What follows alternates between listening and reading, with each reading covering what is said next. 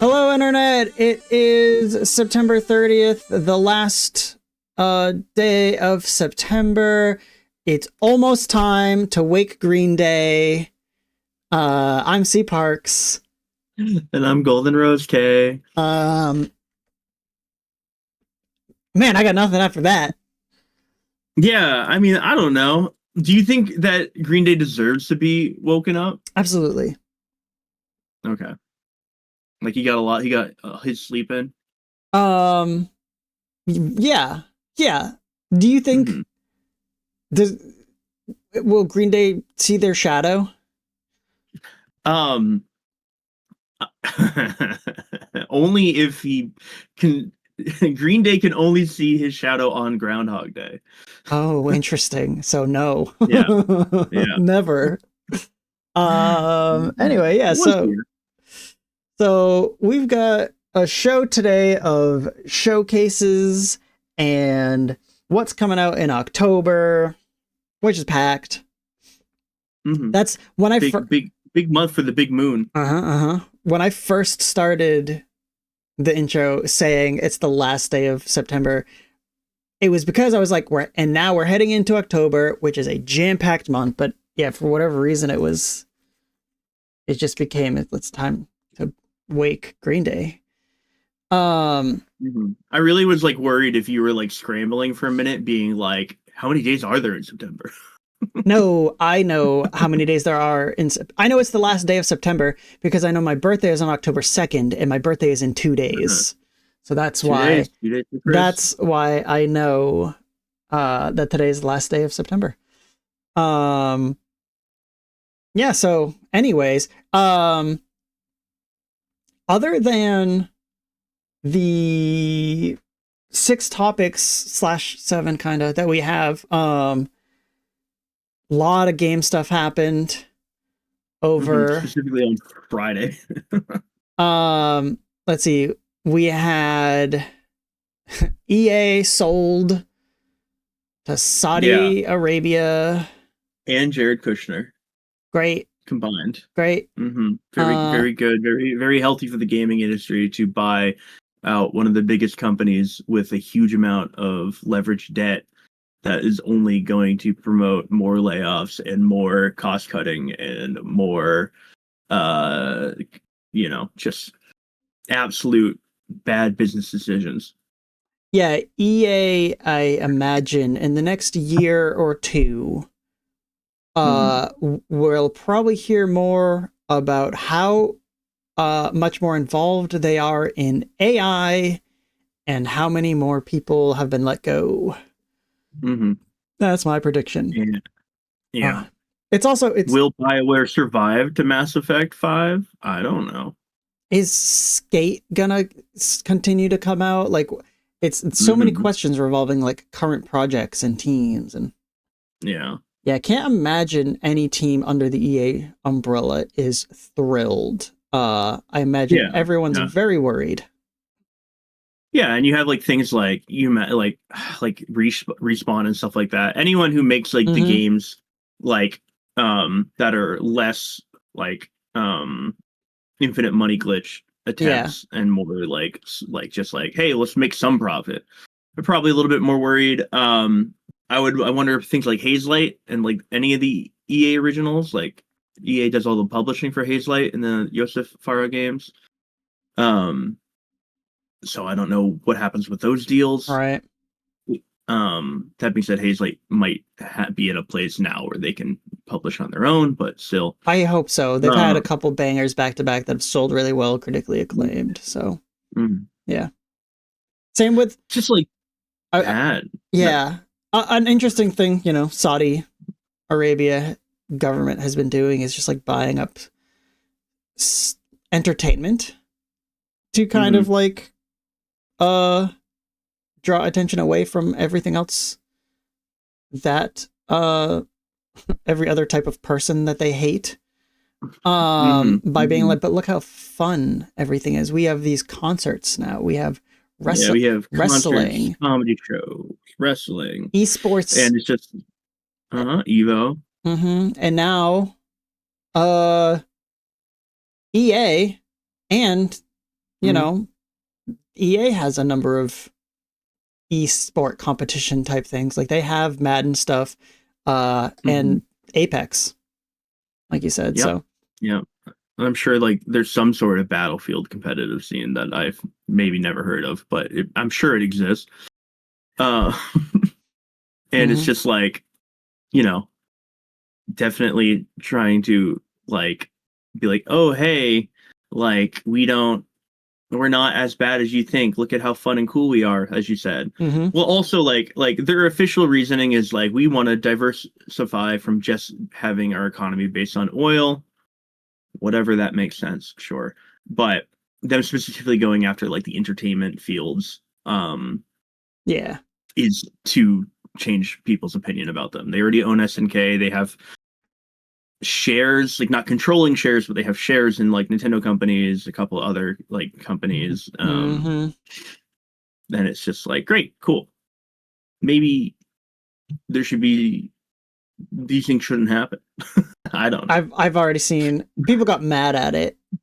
It was somebody like, you know, doctored this image. It was a joke, but people were like legitimately mad where this image came out where they were like, oh, look how quickly this line of ruling changed in like the Apex League like handbook, and it was just like an official looking document with all the rules, and then just like one thing where like you could clearly see it was just like scratched out in white and then like retyped over, but it was just like, all members must now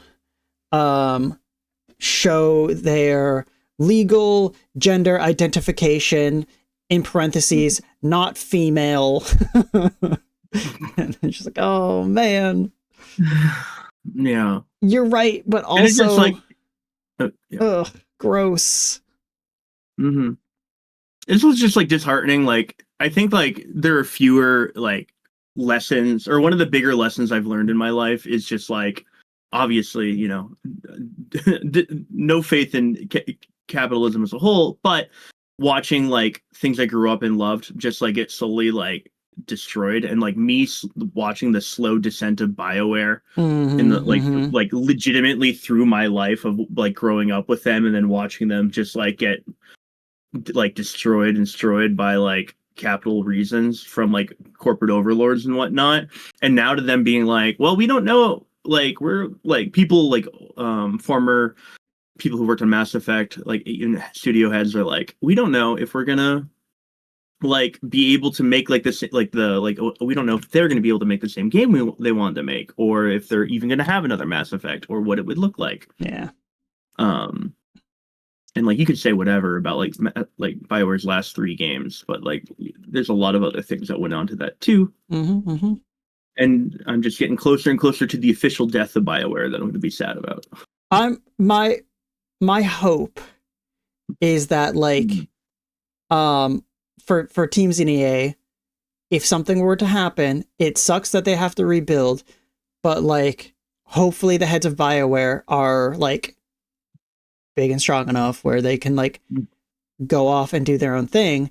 And I think what you know, assuming working relations are good, they have another team of people under that company that already did that once with Respawn, with what is it, Frank Zampella, I forget their names, but yeah, the Respawn guys were the Call of Duty 4 Modern Warfare people, and they left and started Respawn, so like they can talk to them and be like, hey, what do I need, how did you do it, whatever. So Yeah, hopefully if something happens to BioWare in name, like the team can still go off and do something else, create something new.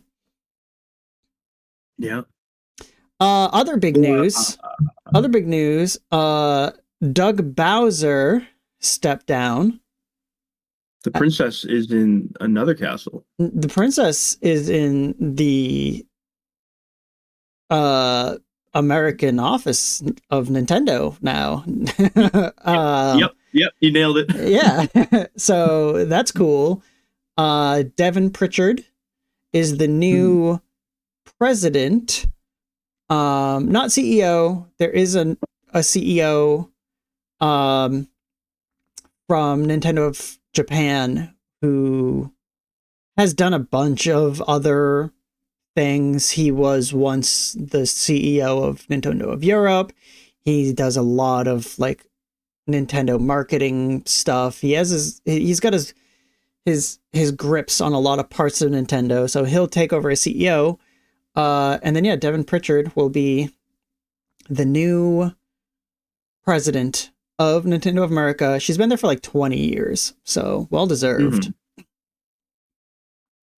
And it's interesting to see like what kind of like stamp she's gonna put on the company. Like I don't really like public facing Doug. I mean, it's like hard, right? Because like everyone thinks of Reggie, and that's like your face to the public. And then Doug wasn't super much like his job wasn't to be a face to the public very often. It was more to be like the public side. I mean, like the private side to the like the journalist side and that kind of stuff, like communicating with them. But like we only got like a handful of videos of being like, haha, Bowser. Yeah, like Bowser had the name and it drew attention. And anytime you talk about Doug Bowser and Nintendo, it's kind of like a fun thing. But yeah, his presence, consumer facing was minimal. Whereas I think it was maybe Giant Bomb this morning. I listened to a little bit. They described it where they were like, Reggie was like a celebrity. Nintendo of America, Reggie was like a celebrity in the gaming space. So now going from Reggie to Bowser to Pritchard, I'm curious to see like how her presence, her front facing consumer direct, whatever. Like I'm curious to see how that is all like forward facing or behind the scenes. Even if she like needs to be, because again, because like I think it was on one of the shows. It was like somebody described Reggie as like a wartime president. Okay. Like he was out there being aggressive, being memeable, being marketable, being like just saying things and getting eyes on Nintendo. And then once Nintendo stabilized, like they had their like little wave, but since the Switch, they haven't needed that. No. They just needed like more like, hey, let's just kind of keep things like as is, not go too crazy. Yep. Yeah, from what I can remember, I think Reggie stayed around until the Switch released, passed it to Doug, and then Doug was only here for the Switch 2 launches, and now passed it on to Devin. And I don't know the numbers off the top of my head, but and I think this just also goes to like Reggie being a celebrity and Doug just kind of like not being like forward facing. Reggie felt like he was president forever. Yeah. And like a lot of that I do think is like him being like there for like our entire lives, I felt like. Yeah, probably true also. But these aren't part of our topics today. Those are just small things that happened today. So today's show, we've got to talk about the Sony PlayStation State of Play, which happened just outside of the Tokyo Game Show, just like a couple days before it. Then we'll talk about I gotta watch State of Play in a bar. Oh, cool that it was on. Yeah. I assume it was I assume it was Hopknot, and you went there and you're like, hey, turn this on for me. Yeah, it was Hopknot, and then Terrence and I were there, and then we're like, hey, the State of Play is on in like 10 minutes, Jared. He goes, oh, I'll turn that on, and then he turns it on. And so then Jared was just asking, because he's also a gamer, one of my local bartenders. But his like he's not as like he's more of a, like, I say casual, and just in the mean that he's not I know what you mean, ingesting game news like constantly. And so he's like, oh, what's this? What kind of thing is this? I didn't know about this. And so we'll talk about that in the State of Play. It was really fun. Yeah. So we've got the State of Play, then the Tokyo Game Show happened. There was some stuff around Tokyo Game Show. It was kind of like a my god, the Summer Game Show type of thing, where it was like showcases around the Tokyo Game Show event. Tokyo Game Show was like the show floor, and then there were showcases around it. And then we also had Top Hat Studios showcase, which was a indie developer, indie published, I should say, indie published showcase. We love our indie games. And then after those, we'll talk about October's game releases, which is jam-packed.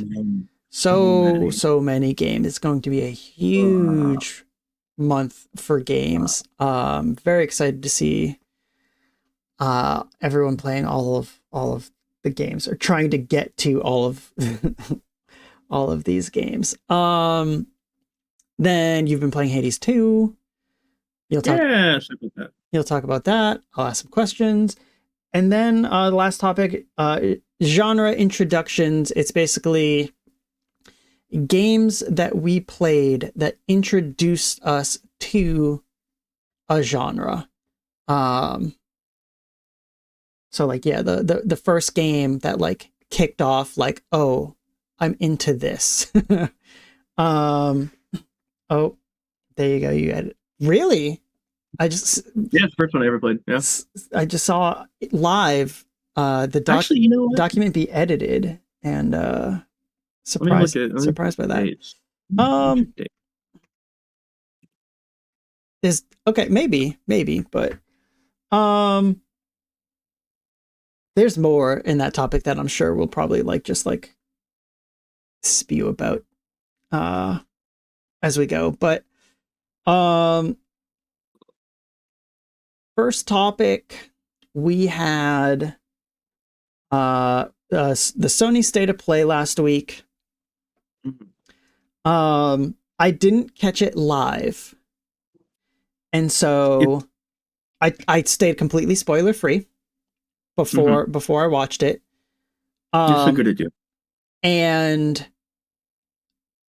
I loaded up the video and on YouTube, and the first I just see a comment. Just see it shows a comment. And the first comment I see was, this did not have to be a State of Play. And immediately I was like, oh, so it probably went all well. It probably went all right. This is probably a fine State of Play. If that's the first thing I see, they're probably crazy, and this was probably fine. And I thought it was fine. Yeah. Why didn't I? I'm a gosh darn fool also. I didn't have any complaints really. Again, I watched it in a social setting, which is more than I usually am watching it alone, and I pay way more solitary attention to stuff. And I but it was cool to just hang out and talk to people about it. Yeah, of course this is going to be here. This is something that's important. This is neat. And then this State of Play does have I don't think it's very paced very well. The middle doesn't have a lot going on. There's some neat things for certain people, but it's not the most hype, I guess you would say. Yeah, some weird things in here. Actually, I have their article. I'll bring that up and just see how this looks. But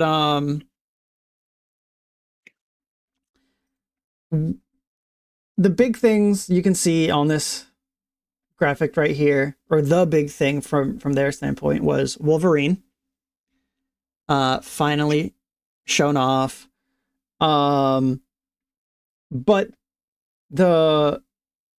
and we don't even have it in our according to certain parts of the internet. What? I saw people on the internet. Actually, to be fair, I didn't see these people. I saw people complaining about these people. Because I glanced at the Wolverine subreddit, just like not for the game, for the character. And people are like, "What the hell? Like, does this make any sense to you guys?" And everyone in the comment is like, "No, it's still Wolverine. He's still like, everybody was like, this is very much of like, is it is it gay to like pussy energy from these people?" Like, like they were all like, the Insomniac Wolverine is too woke and soy bait, like, and all that kind of stuff. Like they were. What about like, I don't know. What about what we have seen has made anyone feel that way? I don't know. It has to be like, I can't, like, my issue is I spent most of my last like 7 years thinking that like people couldn't possibly think like this, and there has to be a bit. No. But like I have had to realize that people do actually think like this, and I don't get it. I don't know how we get here. Yeah, I don't know. Wait, so let's see. Battlefield 6 campaign trailer. I don't care. Yep. This is one of those games where I'm just like, I hope it's good. And I hope people really enjoy it and it really kicks off. I don't need to see anything for Battlefield 6, especially campaign related things, because if by some chance I got into Battlefield 6, it's gonna be multiplayer. Mm-hmm. You really needed to do well for the Crown Prince. True. Good point. Chronoscript though. Deal's not done until 2027. Chronoscript. I have so much mixed feelings about this game. Yeah, I think I do too. Go ahead. I think it's a very like so the art style at first I was like, oh my god, I love this art style. It's a Metroidvania. It has like some kind of like perspective switching that seems very interesting to me. But then like as it kept going on, I was like, oh, I don't have like visual clarity at all. Like the stuff happening in the background and happening in the foreground, and like it was at a certain point I'm like, I can't tell what's going on. I just can't. Yep. That's my big thing also, is like visually, artistically, stylistically, I like the way this looks a lot. It looks very cool. The way things like move is really neat. But yeah, it is busy looking. The legibility is low. Exactly. It looks cool though. It looks cool. There's a few games that like we've talked about and have like shown on the show that like legibility is a problem. Like there's another one, I can't remember the name of it, but it's the one that looks like old, like, what was it, like old playing cards or something. Oh yeah. The well, there was like the tattoo one from yesterday. There was that, or last week. Yep. Also, the oh my gosh, I can just look at the dog. I can go right there. So there was City of Dolorosa.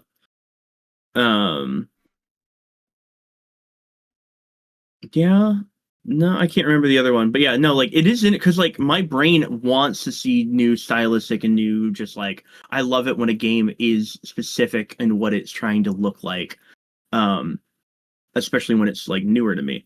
Yeah. But at the same time, you have to also be like, hey, we need people to understand what's going on, where their character is, where the enemies are, and just what's happening. Yeah, there's a thing that happens in games a lot where you take, and it goes both ways, where it's like you take a screenshot and like I've said this about games before, where you're like, it doesn't look good in just a screenshot. You have to see it in motion. It looks really good in motion. And like these games, like Chronoscript and the other one we're talking about, it's like the opposite, where it's just like a screenshot of it looks really cool, but like when you see it in motion, it's just kind of like, oh, I'm losing track of everything. everything is blending together now. Yeah, for sure. Yep. Yep. Still want to check it out. Still think it looks beautiful. And like there's one spot in the trailer that I thought was cool. I don't know if it was like the perspective shifting stuff that you mentioned, but just like the way it shows you the map, kind of. Like it almost has like this zoom out. And it like makes everything look like it is just like on paper, or like in books. This screen here. Like these are just like the rooms, but it's all just like open books, kind of. It's cool. It's cool. That's 2026. Yeah, a lot of this stuff had dates on it, which brings me to I don't have it on the docket here. That Halloween game probably shouldn't have put a date on it. You're down. You're down on the Halloween game. They're like, all right, September next year, 2026, and I'm like, that's so far away. That's like 11 months away. New Code Vein gameplay. This is one of like the, like, I guess Souls-like games that I look at and like feel like it, like I'm happy to see because it stands out visually. It's still like is very dark, dingy, Dark Soulsy. But yeah, just the anime art style and the filters and stuff look, and the character designs, you know. Code Vein, if I had infinite time in my life, I would play through Code Vein 1 and Code Vein 2. You do. They're definitely games like I'm immortal. Yeah. Because like I like everything about them. I like playing Dark Souls games. I like Souls-likes. I like anime aesthetics. It's up my alley. I think they have to do with like vampires and like blood magic too. That stuff that I all think is cool. But there's just so many gosh darn video games. There are. That's too many video games. So many right now. Let's see. They showed Crimson Desert. That's fine. The game that keeps on adding new features. It looks like. Maybe this will be a game like Warframe. In like 6 years, people are gonna just be like, "What even is this game anymore?" They just keep doing more. Everyone who's played Crimson Desert has said it's a really fun time. They just like aren't sure if they'll be able to pull off the whole package. That makes sense. So maybe more like a No Man's Sky. I don't know. Yeah, there's like a Panzer Dragoon part of the. I don't know. It's crazy. Speaking of, actually, where was that? There was a Panzer Dragoon announcement somewhere. Panzer Dragoon 2 remake. Deus Ex remastered. That's fine. Yeah, and for keeping games playable and having them be able to exist. It doesn't look that great. Like visually, the visual upgrade doesn't look like, but you know, neat. Yeah, I feel like this is JC Denton. This is maybe too far removed from the last Deus Ex game, in my opinion. Yeah, but you know, I don't know. Maybe there's a whole part of the internet that, like, when they when they hear fucking Musk over there talk about how this is his favorite game of all time, they're gonna go like, "Wow, like we need to play Deus Ex," and that's why they greenlit the remake of the game. So yeah, you know. You're right. Another remaster, Dynasty Warriors 3. Let's go! Complete edition. Yep. In the first form of the docket, I said, last week I said there would be Dynasty Warriors Origins 2. I was wrong, but also Dynasty Warriors 3 remake. Yeah, I saw this. Cool. I saw this and immediately thought like, oh, dang. My guy, Lu Bu. He was right. Dynasty Warriors. Dynasty Warriors for me is like I don't know like what the relationship is with the companies, but like it's just PlayStation for me. Dynasty Warriors is a PlayStation property in my mind. I don't. Yeah. And you know, maybe part of that is just when because it came out for what, PS2. Yeah, it came out during the PS2 era. So, for my little history fact, a lot of people I've seen being like, well, why isn't Dynasty Warriors 1 or 2? Why is it 3? 1 is a 1v1 fighting game. Oh. And in Japan, they don't consider 1 to be the first Dynasty Warriors. It's a Final Fantasy situation where their Dynasty Warriors 1 is R2, and this is their 2, it's their 3. And then the other thing is that like Dynasty Warriors 2 just doesn't have the so much of the quality of life stuff and so many of like the characters that like people grown to expect from the series. This is really like the first big one. I see. I can't even, like you said, Dynasty Warriors and Dynasty Warriors 2, and those don't register in my brain as games. Yeah, I feel like they spawned at 3 or 4 for me. Yeah, like I don't. I like it doesn't feel right in my mouth to say Dynasty Warriors 2. Something like that doesn't exist. No. Moving on, God of War 20th anniversary controller. Fucking nothing. When's this Metroidvania gonna get announced? Yeah, that'd be cool.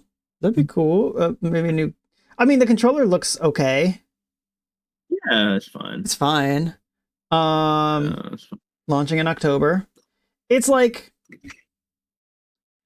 I don't know what the price will be for this off the top of my head, or the price of other like controllers, but like it doesn't look like it's enough to warrant a higher price package. It's just kind of like, this looks like somebody could do this on their own. Yeah. Like for most of my GameStop career, these type of controllers would just be $10 more. Yeah. But now it's like, you know, who knows with anything anymore. Yeah. So yeah, not going out to buy it. I don't know. Yeah, I imagine people will. It's probably limited. It's fine. Gran Turismo 7 stuff, fine. Cool for car people. It's Gran Turismo and Horizon hold the same space in these showcases, where I'm just like, wow, yeah, no, they look pretty. Car games always look pretty. Halloween first look and release date. Oh my gosh, this company, man, it needs just my like birthday. 4th time's the charm, you know. Yeah. Oh, that's. It's Friday. It's Friday the 13th. It's Killer Clowns. Is there another one? Predator. Halloween game devs. I just want, because like it like. Okay, sure. Like I can't imagine Killer Clowns did very well. No offense to Killer Clowns. I saw stuff for Killer Clowns, so at least I knew they had made it. I saw people play it. And the Friday the 13th game did get trapped by the legal rights hell of Friday the 13th itself. And I said, so sure, okay. I said it the other day, and when we talked about Halloween, and I'll say it again, I liked that Halloween or the Friday the 13th game. I liked that game more than I liked Dead by Daylight. This is a single player though, which is interesting. I don't know, like I am actually kind of interested in what a single player to this type of video game would be. Yeah, I'm hoping it's more than just you're playing the multiplayer game, but you're single fighting from an AI. Yeah, like I'm hoping it's like more fleshed out than that. Like it wouldn't be right if it didn't feel like a movie in my mind. Like it's just half-assed. Honestly, it should just be Until Dawn. give me that experience. Okay. But with Michael Myers. Yeah. I've watched all these godforsaken movies, and about 5 of them are okay. Out of how many? Like 12. Yeah, okay. I think at this point. Yeah. So almost a 50% rate of being okay. Mm-hmm. That's pretty good. Date. Got a banger soundtrack though. So yeah. You know what? September 8th, 2026. A year away. Yep. Yeah. Oh no, it's over a year because yes. No, September. Never mind. Lisa says they should go for Leprechaun. It'd be easier to get copyright licenses, I bet. It will work. My guy from Willow. Mm-hmm. Mm-hmm. Let's see. Last Epoch. RPG game. Yep. Yeah. Good. Again, if Pillars of Exile is too hard for you, or Path of Exile is too hard for you, and Diablo is too easy for you, that's your ARPG you should be playing. 4-player online co-op. Neat enough. Yeah. Let It Die Inferno is crazy to me. I popped at the bar and no one fucking knew what I was talking about. I'm like, you guys don't know Uncle Death? Yeah, no, I saw, like, just rewatching this video. So like it started off and once I saw this fucking guy right here, immediately I was just like, there's no way that they're making another Let It Die. I was just like, they're just, it's just the same company. That's just their guy. It's gonna be something else. It's gonna be something else. And then like it is, they're like, Let It Die. It is something else kinda, but it is also still Let It Die. An extraction game. Yeah, which is again trend chasing and all that. Let It Die 1 was like a Souls game if a Souls game was also Warframe. Yeah. And then they think they had like some sort of multiplayer PvP thing after that. And yeah, and now here we have an extraction, Let It Die. I can't imagine that this, like in my head, this controls bad in PvP settings. Yeah. This baffles me. But I'm gonna say this. There was a part of me that was like excited about a like Japanese game company going for an extraction shooter. Yeah, I'm interested to see, like, I think it'd be really funny if somehow this carves its own niche in a realm where Marathon and Arc Raiders and Tarkov and Target, like all of these companies are either have done or are chasing the extraction shooter like concept. Even the Miyazaki one, the FromSoft, the Nintendo Switch one, Duskborn. Duskborn. Duskbloods. Duskbloods. Yeah. Like if this somehow just succeeds, I would like it too, because I think this, like, it's just wacky to me. I think Uncle Death is a good character design. just this is really what it comes down to. Just to be clear, this guy right here, this is who we're talking about. Yeah. Okay, is all about this guy. November 3rd, in 2 months, maybe I sign up for this beta. Not far away at all. Yeah, it's crazy, but this is one of those crazy games where I'm like, man, I hope it works, because it would just be funny. And yeah, even weirder. I think the first game was free, if I remember, or it had a free to play. Yeah, the first one was, because I remember I got it because it was free and it was PS4 on the PS4 at launch, and there wasn't a lot of stuff on PS4 at launch. Lucien Chat says, by extraction shooter, do you mean like Fortnite style shrinking circle shooter thing? I never got into those. If so, no. This is it's some extraction shooters do have a shrinking style though. Yeah, there are extraction shooters with a like battle royale shrinking circle. But the extraction genre is more about I guess there's technically like a lot of times multiple ways to win, quote unquote, in an extraction game, where it's mostly everyone's loading into a big multiplayer map and you're trying to get whatever type of loot you can and extract and get out in whatever ways that game mechanic works. A lot of times to combine a battle royale with a roguelike. Yeah, you're kind of getting towards an extraction shooter. You load up, you're basically naked, you have nothing. You run around, you try to find loot in the same way you do with the battle royale. But there are typically points on the map where you get out. And then if you get out, you keep all the loot that you got, so you could put that loot on your character for the next run. But if you die at any point, you lose everything you have. Yeah, so like you can load in to a game, grab a really powerful, strong rifle, extract out, and then when you load in next time, you can choose like, okay, I'm gonna bring that rifle with me this time because it's really strong, and I'll be able to get be able to dominate the lobby more with it. But if you die, you lose it. So that's kind of like the risk reward for like going in with powerful loot. I mean, for my limited time playing extraction games, it's hard to be like, it's exciting to be like, yeah, I got this really cool thing.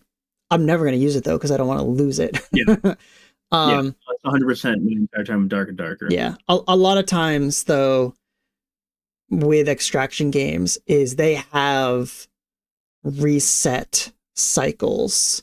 So that way there is, I forget exactly what like Tarkov had done, but these games will typically be like every 3 months, everyone's progress gets wiped and everyone starts at 0, but we've got a new map and new gear and this and that added in.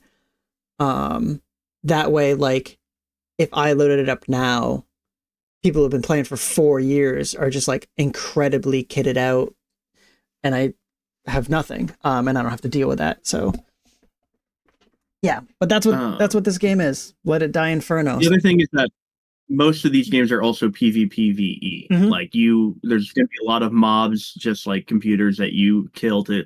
That's where you get your loot from, and then there are going to be other players. The magic of this game is when you find other people and you look at each other and you do the little dance of being like, are we going to fight or are we going to let each other just go in peace? Like kind of thing. Like that's like the fun stuff. There's typically a great example. The greatest example there is this game called Hunt Showdown. I don't know if you've heard of it. It's this like really cool game. It's like a spin-off from the Battle Royale genre with some like cool new roguelike elements. You have characters that you go in as, you level them up. If they die, they're permadead. You get a new character and you slowly level that character up. And like in that game, you load into the map, there's zombies and other teams and a boss. That was only part of the bit, I think. But so there's one main objective. There's a boss hidden on the map somewhere. And if you kill the boss, it drops the main essence, whatever thing. And then you take that and you try to extract with it, and other people are trying to kill you with it. Or you can just kill some zombies, loot up a little bit, and get out, you know? But yeah, like I said, it's normally PvP, PvE. Moving on. Anyway. Wolverine. Why is it? Yeah. Wolverine, very gory. Very gory. Was very happy about. Much blood. This is just like the behind the scenes thing, but yeah, I like Wolverine a lot. Wolverine's really cool. My second favorite superhero, favorite Marvel superhero. Mm-hmm. I think that the Spider-Man games are fine. Like Spider-Man 1, I really enjoyed. I enjoyed Miles Morales a decent amount. Spider-Man 2, I didn't get around to. But they have that very much of like sandboxy with the Arkham combat kind of thing going on a little bit. This doesn't seem to be too very much different than that. I'm curious about like what his traversal looks like. Like obviously he can't do anything as fun as web swinging. Right. And like if I were to say I'm disappointed with anything in this trailer, is that like a lot of the people you see him kill are these like kind of generic soldier robot looking things. It's the trailer. What are they supposed to? You're gonna see him kill Omega Red? No, you're definitely not gonna. I mean, just like I don't know. Insomniac is very big. They have a lot of budget now. It was just like, I'm seeing a lot of these same guys. When I feel like we could have had a very like way more varied type of like thing. But anyway, it doesn't matter. You're looking for a diverse cast in my Wolverine? I want Wolverine to kill a lot of different guys. We don't get to see Sabretooth, who's definitely going to be in this game. Can you imagine if there's not a Sabretooth in this game? The only thing I can think of is them setting up Sabretooth as the pitch for a sequel. That's the only way I'm like possible that like Sabretooth isn't like a part of this. If they're just like Sabretooth is here, kinda, but actually wait till the sequel. Then I could see that. But no, this game definitely opens up, and it's one of Wolverine's many birthdays where Sabretooth is like, I'm gonna kill someone you love, and then like it's Wolverine tracking him down, and then Sentinels are here, I guess, and Omega Red. Yeah, we see a Sentinel, we see Omega Red. Yeah. That's all I recognized, at least in my first. Mystique. Oh, and Mystique, you're right. Yep. I was like, I mean, to be fair, she didn't look like Mystique at first. She was not recognizable until she was. Yeah, she was just a generic soldier. But yeah, I don't know. It's cool that they get to play with some different environments for a superhero game. I think it's tonally way different than what they did with Spider-Man, which I'm sure helps with their, enjoyment of making another superhero game and the, creative mind going into it, just not doing the same thing over and over again. If you had one character in this game that who do you pop off most for if you see them in this? Okay, so this is a very good question. Pop off most for. I honestly, that's a good question, because so my brain is torn. Like, one of Wolverine's surrogate kids, I think, you could put in here, and I think that would be, or real kids you could put in here, but I don't know how much I would pop for them. Obviously, you're Insomniac. You can throw Spider-Man into this game. A lot of people love the Spider-Man Wolverine crossovers. But, and as I love Laura so much, but I don't know if you put Laura in your first Wolverine game. They put Miles in the first Spider-Man game, though, so what the fuck do I know? Yeah. See, I think it's... You think it's Nightcrawler. Anyway, what do you got? I was going to say, I think it's a tough question because we've had so many Wolverine games. So many Marvel games. We've already seen so many characters. And when you look at the Spider-Man game, Spider-Man has its, Spider-Man is the Batman of Marvel, where it's one of the main attractions is it's litany of villains, right? Yeah. The Rogues Gallery. Yeah, there we go. I couldn't think of the name for some reason. So we've seen a bunch of that in Spider-Man. When I'm thinking of characters for this, there's big ones that I think of. I'm like, all right, Professor X, that's fine, sure. Magneto would be cool, but I don't know how you as a game designer make that fight if you have to fight him. You lose. Yeah. throws you aside. It's the ending of the last season of X-Men 97. Yeah, so I do think I think it just has to be somebody like it's gonna be like some random person that just shows up like like Omega Red. Dum Dugan. Yeah, Howard the Duck. I don't know. Like so I mean, like, I think obviously Jean's probably referenced at least once or 15,000 times, right? Like, this feels like a given. And I think one of the locations they showed was Japan, so Silver Samurai. Okay. Yeah. Maybe it's... Give me a scene, you're in Madripoor, you get to watch Patches, maybe Nick Fury's there. I don't know. Along the lines of, like, what I was saying earlier, where they, like, maybe they have... Deadpool as well. Maybe they have... Oh, that could be... I was going to say maybe they hold off on Sabretooth, right? And kind of, like, trickle him in, but then he becomes, like, the big thing for a sequel. Maybe see Venom. And then that's our introduction to video game Venom. So sorry, I can do this in my brain. It's the symbiote.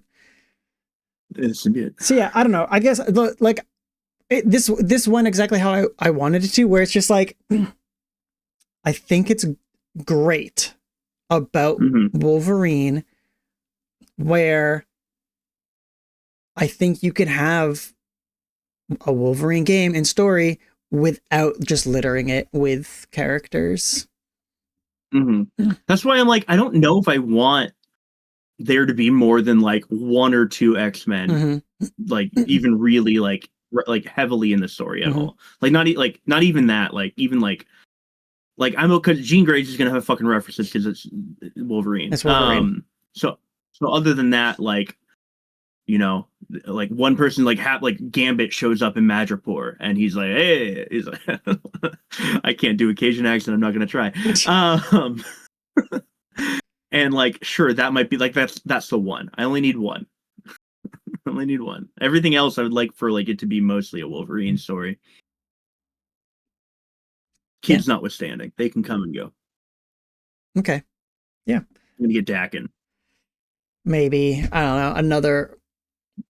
Yeah, we haven't really... Have we seen Daken in anything?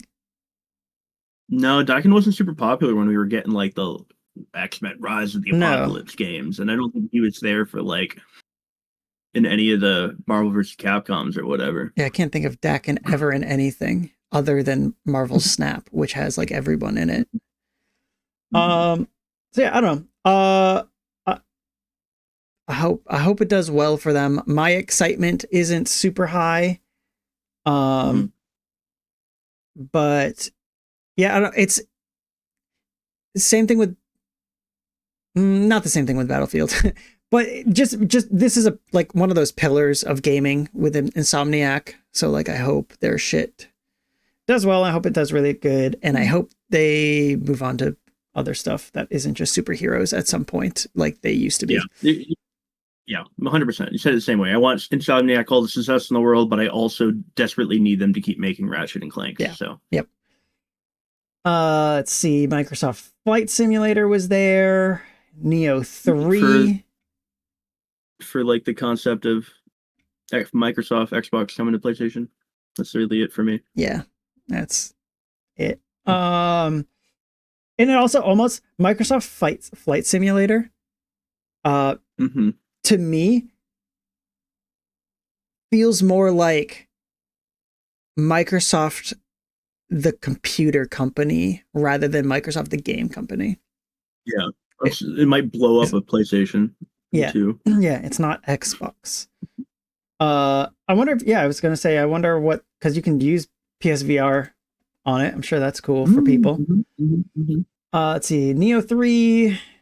It got its date February 6th. Not too far away. Friends out in Arizona is probably popping off for that. Yeah, I think I would be willing to bet that one of Tara's brothers probably popped off for this, because I think they're a very big Neo head. Yeah, it's like they're neat enough as like this like Souls meets Devil May Cry like kind of thing, or Souls meet Ninja Gaiden type of like it's not quite one, not quite the other. Yeah. I played a good portion of one. I never finished it though. Let's see. Monthly games. We got Ghost Simulator, Alan Wake, and 2, and Cocoon coming to the PlayStation Plus thing. That's cool. We've got some wireless speakers. I'll skip over Saros for now because that started the show, so it's weird that it's way down here. Sonic Racing Crossworlds. We finally got the actual confirmation of Mega Man. People were speculating this because this was just before the game launched. It was like a day before the game launched or whatever. So people were like, he's literally in the pamphlet in like the game box. Like, yeah. You have to announce it. But the same goes for Knights. Knights is also on the back of the box and has not been announced in any way, shape, or form. Yeah, it's up for some other show. They're going to announce Knights. Yeah, they got Mega Man and the first Red Mega Man. I just like don't give Proto Man a name ever again.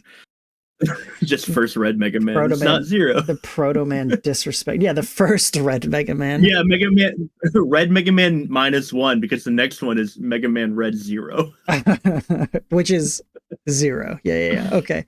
Gotcha. Let's see, Seven Deadly Sins game. It's a bad anime. It's gonna be that game looks fine, I guess, but not for me. I like the name of this other, the Zero Parades for Dead Spies. It's a good, I like that title for a game. That's the Disco Elysium one. Is it Disco Elysium, right? Yeah, it's like very conflicted one where like fired all of all the people who worked on Disco Elysium because they were like, I don't know, their artistic vision didn't fit with Zaum's capitalistic board of directors' desire to make money. So this is making a second game that's Disco Elysium like. It is a type of game I really do like, and the art's cool and the name's interesting, and I like the name. The art does look nice. It looks like they fired everyone, hired new people, and said, make it again. Yeah, exactly. Do the art again. They're going to be like, okay, we got to do the same game, but it can no longer be communist propaganda. We have to make it so capitalism is cool. Yeah. But yeah, I don't know. It looks cool. Like, it's pretty. Like you said, the type of game it is right up your alley. No date, just 2026. Yeah, and then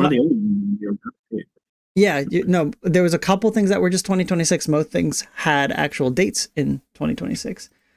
And then they opened the show with Saros. Yeah, Rahul Kohli. Yes, beautiful man, Rahul Kohli, starring. To the bartender and Jared, I'm like, this is the hottest man who's ever existed is on the screen, but you can't see his face in this trailer. So what's the point? Ooh, I think you do at the beginning here. I thought maybe one time. Yeah, the spiritual successor to Returnal. It looks very Returnal. Yeah, which is cool. That's all you needed to do. Yeah, it's really like I was worried. I was a little bit like, oh man, I kind of just want Housemarque to make Returnal again. It's not rare. I mean, it's a little rare that I just want a studio to do something like over and over and over again. But Returnal was so magic, and I just like, oh, we could really refine that. And I was like, I don't know, maybe Saros is like going to be something different. Housemarque has their like brand of like kind of arcadey thing going on. So maybe they'll go back to that. And then they were like, no, it's pretty much just Returnal again, but like some new features. Yeah, it looks like they just like took the bones of Returnal and then did enough around the outside of it, whether that be like story bits combined with like mechanics and whatnot, where they just felt like it's not Returnal anymore, but it's close. So we'll name it something different. Because one of my thoughts was wondering like thinking ahead to game sales, how does this sell as Saros compared to Returnal 2? That is like super like marketing wise, like everyone on the planet would tell you a 2 will sell better, like almost every time. But also, if it doesn't make sense for their game and they're just like, they don't want to do like Soros : Returnal or Returnal : Soros or some kind of nonsense like that, then they're not going to do that.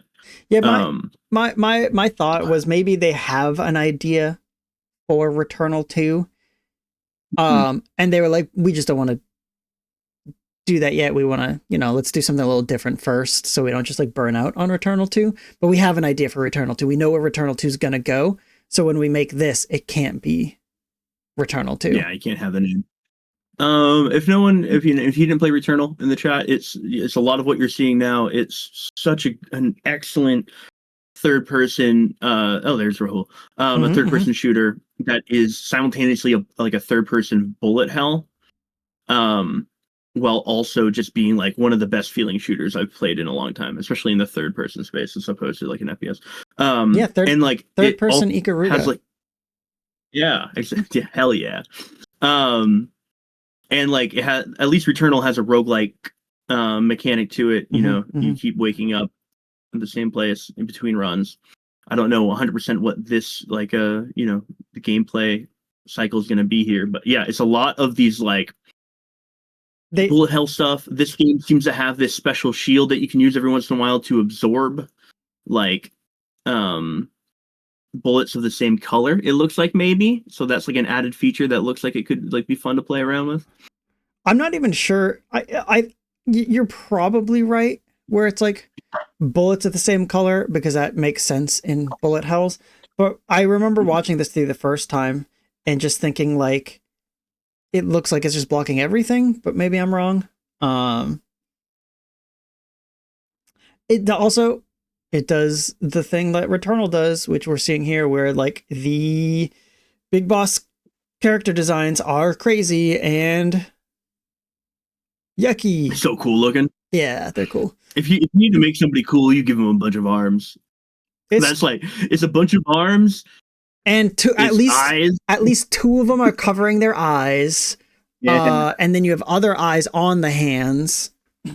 Absolutely. You just have to make him look like the Pale Man from Pan's Labyrinth. Yeah. All right, you're right. But with more arms. But yeah. Oh man, I'm so excited to play this. This game's gonna be good. People, I think this game could potentially sell better than Returnal. Install basis of PS5 is a lot higher than it was when Returnal came exactly out. And then just I feel like the word of mouth is going to be stronger now, because there were a lot of people who played Returnal now, and like influencers who are like, oh dang, this is sick, and they know that this is the makers of Returnal. So yeah, I don't know. We'll see. I think it looks pretty, but at least 80% of that is just Rahul Kohli. Yeah, so goddamn gorgeous. Him over there in that power couple of very attractive people. Yeah. But overall, the state of play, yeah, I think there are games here that I'm like kind of excited for. There's games here that other people are going to be excited for. So I can't like say bad state of play. Yeah, I thought it was fine. If PlayStation had any balls, they would pay Eiffel 65 to get to use the song "My Console" on all of their directs, but they don't. So yeah, let's see. We got a lot of Saros gameplay. Saw Wolverine. The Disco Elysium guys game. Like we saw a decent amount there for me to think like, oh, this was fine. The Wolverine announcement's going to hit big for some people, not as big for others. Yeah. Is it still there? You son of a bitch. It's because of studio mode. I hate studio mode. I'm not used to it. I don't actually hate it. Here's our doc, everyone. That's our stuff. Did you delete something off of it? Hello, Lucid, how are you? I don't know if you can see it. I tried in time Lucid in the dock to be like, hello, Lucid, how are you? Yeah, I'm not used to using studio mode. I was using something else to operate, but OBS updated and broke things. Yeah, that was State of Play. It looks like I will still be playing. What? Stately. What? Tokyo Game Show. Tokyo Game Show. State of Play was like almost like the kickoff, right? Mm-hmm. Because then like right after that, Xbox had its Tokyo Game Show thing. There were other stuff around Tokyo Game Show. And yeah, I said it earlier. It felt almost like a summer Game Fest type thing where it's like Tokyo Game Show might not have had its own like broadcast like Summer Games Fest, mm-hmm. but Summer Games Fest largely is just like the other streams around it. And that's kind of what this was. There was like Tokyo Game Show was the show floor. Oh my God, why is it showing it again? Well, it was the show floor of the event, and then the broadcasts were outside of it. There we go. Now I fixed it. God. So yeah, Xbox. Let's go through Xbox stuff. Let's just fly through some of this. I'm flustered now. You are Rhythm Doctor. Rhythm Doctor announced at the Xbox showcase. This was one that I kind of saw the most. I saw a lot of hype around this one, which like kind of surprised me. But yeah, this game's cool. It's how would you describe this? Yeah, it seems to be like a one-button rhythm game where like the game it really much wants to teach you to like learn how to be like you're in time, but then like a bunch of like visual nonsense is also happening while you're in like doing the rhythm game progression. I'm always a fan when rhythm games really want to like Rhythm Heaven is a good example, right? This is kind of what it's taking over, where like you're just doing things in time. So like it starts off with everything on the seventh beat. You like that's when you hit button, and then it starts really playing with what you're looking at, what the narrative is going to be, and like you start seeing later on the trailer where it has like these like pixel conversations and these other type of like beats that you're trying to hit and stuff like that. It seems cool, seems neat, seems zany. I like that there's words that are just like in these text boxes. Am I also crazy? I thought a lot of this game was also like user generated content. Yeah, it seems like a lot of it like user edited. Yeah, like here it is. Okay. Like a lot of this is like stuff that like you can edit and make. Like they said it at the top of it, like everything, this whole trailer was made inside the game and edited inside the game. And yeah, so like you can make your own little like kind of mashup, like interesting, messy game that it's just cool. It's like I love what do we call them in the rhythm game industry? I don't remember. There's like a word for like user made tracks and whatnot that are on like rhythm games and whatnot. Oh, I don't remember, but I got some of those for Fuser. But yeah, it's been out on PC. Yeah, in early access. Yeah, for a while. It seems like this is 2021. So yeah, this is one of those games where I can see it. If you're into it, there's a community behind it, and there's going to be a lot for you to be able to dig into with this like user generated stuff. So yeah, this one's neat. Let's see, $15 right now on Steam, and now it's coming to the Xbox.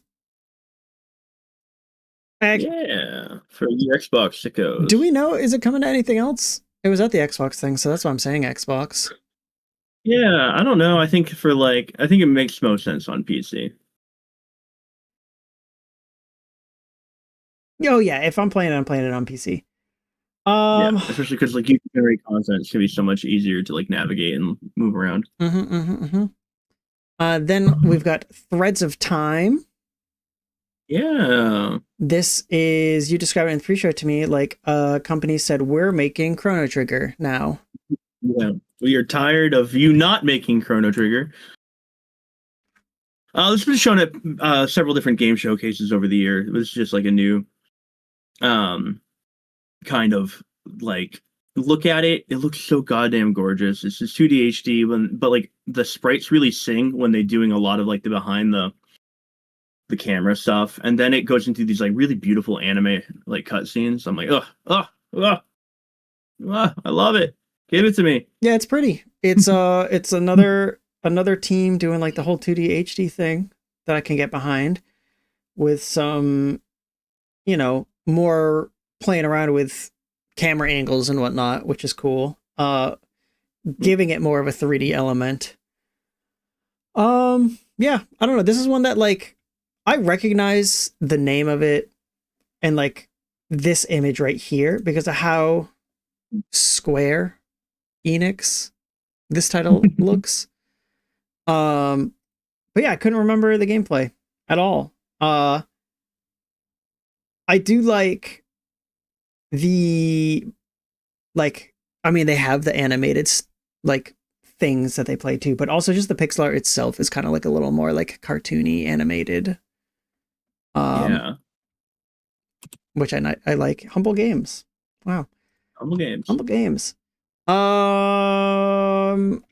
What else do we have? A lot of stuff, man. Jesus. Earth Must Die. Let me just take up a bunch of stuff right now. Yeah. Earth Must Die is a point and click adventure with an all-star voice actor cast, including my guy Ben Starr, and a billion other like British people. But I just like, I think that this type of point and click adventure, like Days of the Tentacle, Toonstruck kind of thing from the 90s, is really nostalgic to me. Yeah. It looks like a fun little animated film. Yeah, this well, it is very like, yeah, like Day of the Tentacle kind of feeling to me, like that sort of time of like point and click adventure. Which I appreciate them going for it, because yeah, it's I like how they gave Ben Starr his Expedition 33 credit. But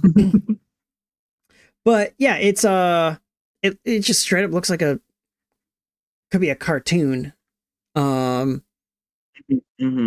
It's like, hold on, let's see. Boop. Here's you know, also starring, who, you know, I don't know. I didn't see who else was in the thing, but they're proud of their voice cast in this one. I also think this is like if Telltale games are the new point and click games, right? This is like retro point and click. Yeah, 100%. Like it's very much of like, let's harken back, let's go backwards. Make something new. But it does look, it doesn't. It doesn't look old to me, you know. Like it's not like they tried to be retro visually. Like the animation and everything looks very nice. Yeah. Next up, Tanuki Pawn Summer. Tanuki. You haven't stopped screaming at us about this game. You love it. Yeah, it's just the cutest game. You deliver packages as a little Tanuki guy on a bike. It's part Tony Hawk Pro Skater, part delivery service, part Animal Crossing. Fix up your little Tanuki shrine, and it's just feel good, fun time. Tanukis are cute. Where that means, as Matt already said, where are the balls? where do they go? Well, they suck them into their sack. They suck the sack into their sack. They're like pouch, yeah. Here we go. Yeah. Here's some gameplay now. Yeah, like you were saying, it's you said Tony Hawk. I keep correcting you. It's Dave Mirra. Dave Mirra, BMX on the floor. Dave Mirra BMX meets delivery service. Mm-hmm. There's a bunch of mini games. Baseball's one of them. Oh yeah. Yeah, it looks cute. Every time I see this, also the scope of the game looks like it like from what I can see slowly grows a little bit more and more, and like the package becomes like deeper and deeper for this game, other than just being like cute. And it is cute. And it is cute. Oh man, deeper and deeper, just like the balls absorbing into the Tanuki. Tanuki. Yeah, you can play a demo for it now. One friend wants this game. It's K. Oh, who's that? It's Golden Rose K. And then let's see. This one, Diping Escape. Like typing with a D. Or like dying with a D. Or oh man, which one is it? But you'll do both in these games. You'll both type and die. It's a typing game about dying. Yeah, a little typing horror game. I thought that was neat. Yeah. Yeah, it's kind of me a lot of like Pony, just like in its like aesthetic. Yeah. And it's like ACI. Yeah. Like it feels very not Dana Mullins. Yes. There we go. Very Dana Mullins. But just about typing. Yeah. Yeah, I don't know. Not much more to say about it. It looks cool. This is a game that definitely like I put on my watch list, and I just wait to see if like somebody out there is gonna tell me that I need to play this. Yeah. This also, it looks like one of those games that would want to try to like mess with you by like making like actual pop-ups on your computer, or like actual folders on your computer open and stuff like that. Because there'd be games that like to do that to you too. Oof. Game after game after game, my god. Did Earth Must Die, Tanuki. Turnbound. This, I'll go to the trailer. This is I put this on here. This is the one that I put on from the show. We've got Alice in Wonderland. We've got, is it Sansan? Robin Hood, Alice, and Sun Wukong. Yeah, those are the three characters right now. You can play the demo for it. This was very much a bizarre kind of feeling type game to me, where in the Bazaar you have a board and it's just horizontal. You have a limited amount of spaces and you're trying to fit different sized items onto the board. This is, X and Y axis, where it's, tiles of different sizes that you're placing down. But it is like on your like Resident Evil inventory management screen. Yeah, exactly. It's I don't know if they say it here or where I saw it, but that's exactly how like I had seen it described, is like it's like inventory management. But yeah, and then it's a asynchronous multiplayer game like the Bazaar. You fill out your board, try to get whatever sorts of combos and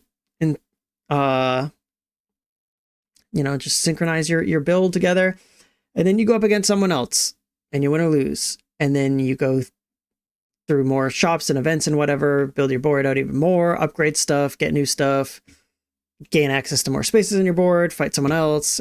So yeah, very auto battler, Bazaar-esque, but it has Alice from Wonderland. And Sun Wukong and Robin Hood. And as you can see, like here's Alice, and then there's the flamingo, and the barbed wire bat from Alice. Yeah. Yeah. Neat. I think it looks neat. Self-developed and self-published. I guess they're always going to be self-developed, but self-published is 1 TK. This hasn't made anything else. Nope. They got caught. Yeah. But yeah, so that, you know, that this wasn't at the Xbox thing. This is just Tokyo Game Show, by the way.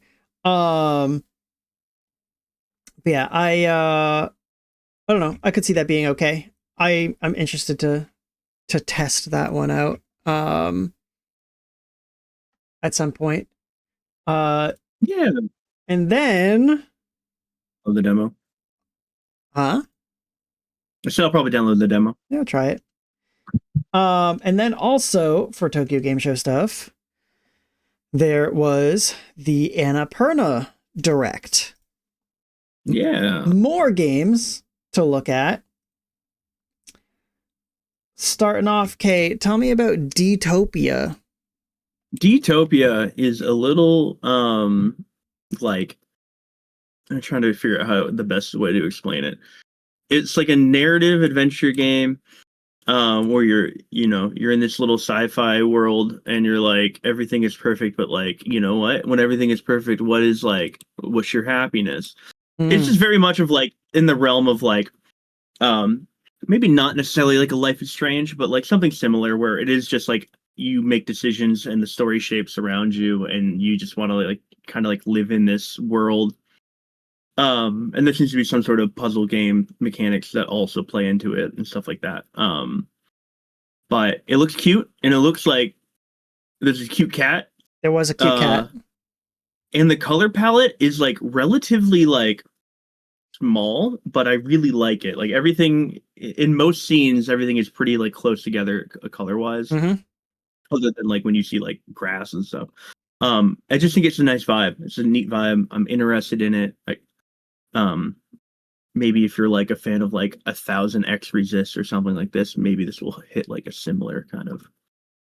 Yeah, it has a very, very clean presentation, like you were saying, with like the color palette. Like when you're looking at any given, it almost reminds me of like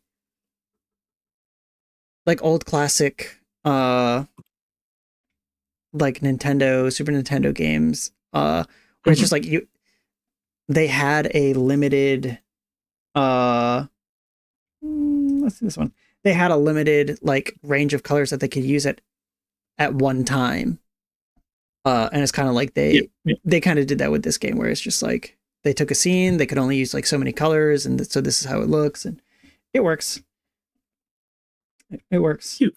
The next one, People of Note. Yeah. Another one of these, gosh darn, you're a musician, you're in a band, you're trying to like make the fighting against stuff.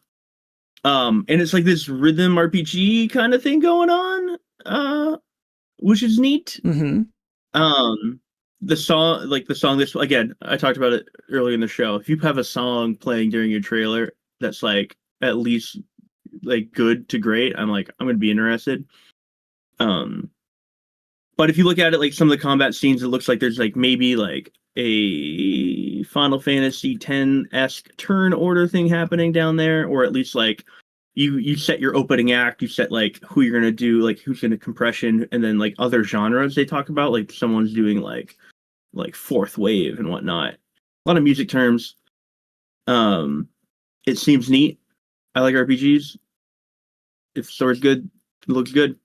Yeah, a lot of like musical based games that come out that aren't just like rhythm games are typically like that, from what I've seen, I don't want this Kid Rock shit playing. What are you doing, people of note? Ew. Auto playing that. My autoplay after was Yu-Gi-Oh! GX Season 1 opening. Yeah, so people that's a you thing. No. People of note reveal trailer comes up. Next on the list is Kid Rock, and then Train, and then Aerosmith, Meatloaf. For like, what is this? Your algorithm's great. Your algorithm's crazy. That's not my algorithm. Don't put that on my algorithm. Put a light on you. Yeah, there's a RPG called Rhapsody, a musical RPG. Which is the only other musical RPG I can think of on the top of my head. Mm-hmm. This seems to be another one. So it's neat. It's just neat. It's a cool concept. Musicals always live and die by if the music's actually good or not. True. So. That's the point I was going to get to, is a lot of times, a lot of these like music themed games are like action adventure games. Mm-hmm. And I think it seems like it would lend itself nicely to an RPG, just like thinking of just like rhythm mechanics in like turn-based, I don't know, attack. It seems like it fits, but mm-hmm. No, I think you're right. Like, it depends on how good the music is. Next up, Demi and the Fractured Dream. You like Zelda? Do you like he's pretty cool. Wind Waker? Yeah. It feels like in a lot of ways the Wind Waker. You go, especially with like the certain type of cell shading that we're kind of dealing with. It's like almost like watercolor-y-ish cell shading. Again, very like a lot of these tones are very like, again, we talked, it's like the same thing we just talked about. Also, the desert area is a lot of yellow and browns. The grass area is a lot of different shades of green. Yeah. And it feels like everything is kind of that like soft color scheme. And the way that hood is shaped is very Link shaped. Mm-hmm. But yeah, I mean, you're waiting for your next Zelda. They're not getting one for a while. This might be cool. Check out. You play as a little deer guy. It looks nice. You're doing like, I don't know, like you're doing action adventure stuff, right? That's all it is. Mm-hmm, mm-hmm. Look, it's very Wind Waker-y. They did the most Wind Waker without showing water. Yeah. Which I commend them for. A lot of Wind Waker games are also very like heavy on showing you the water in their games.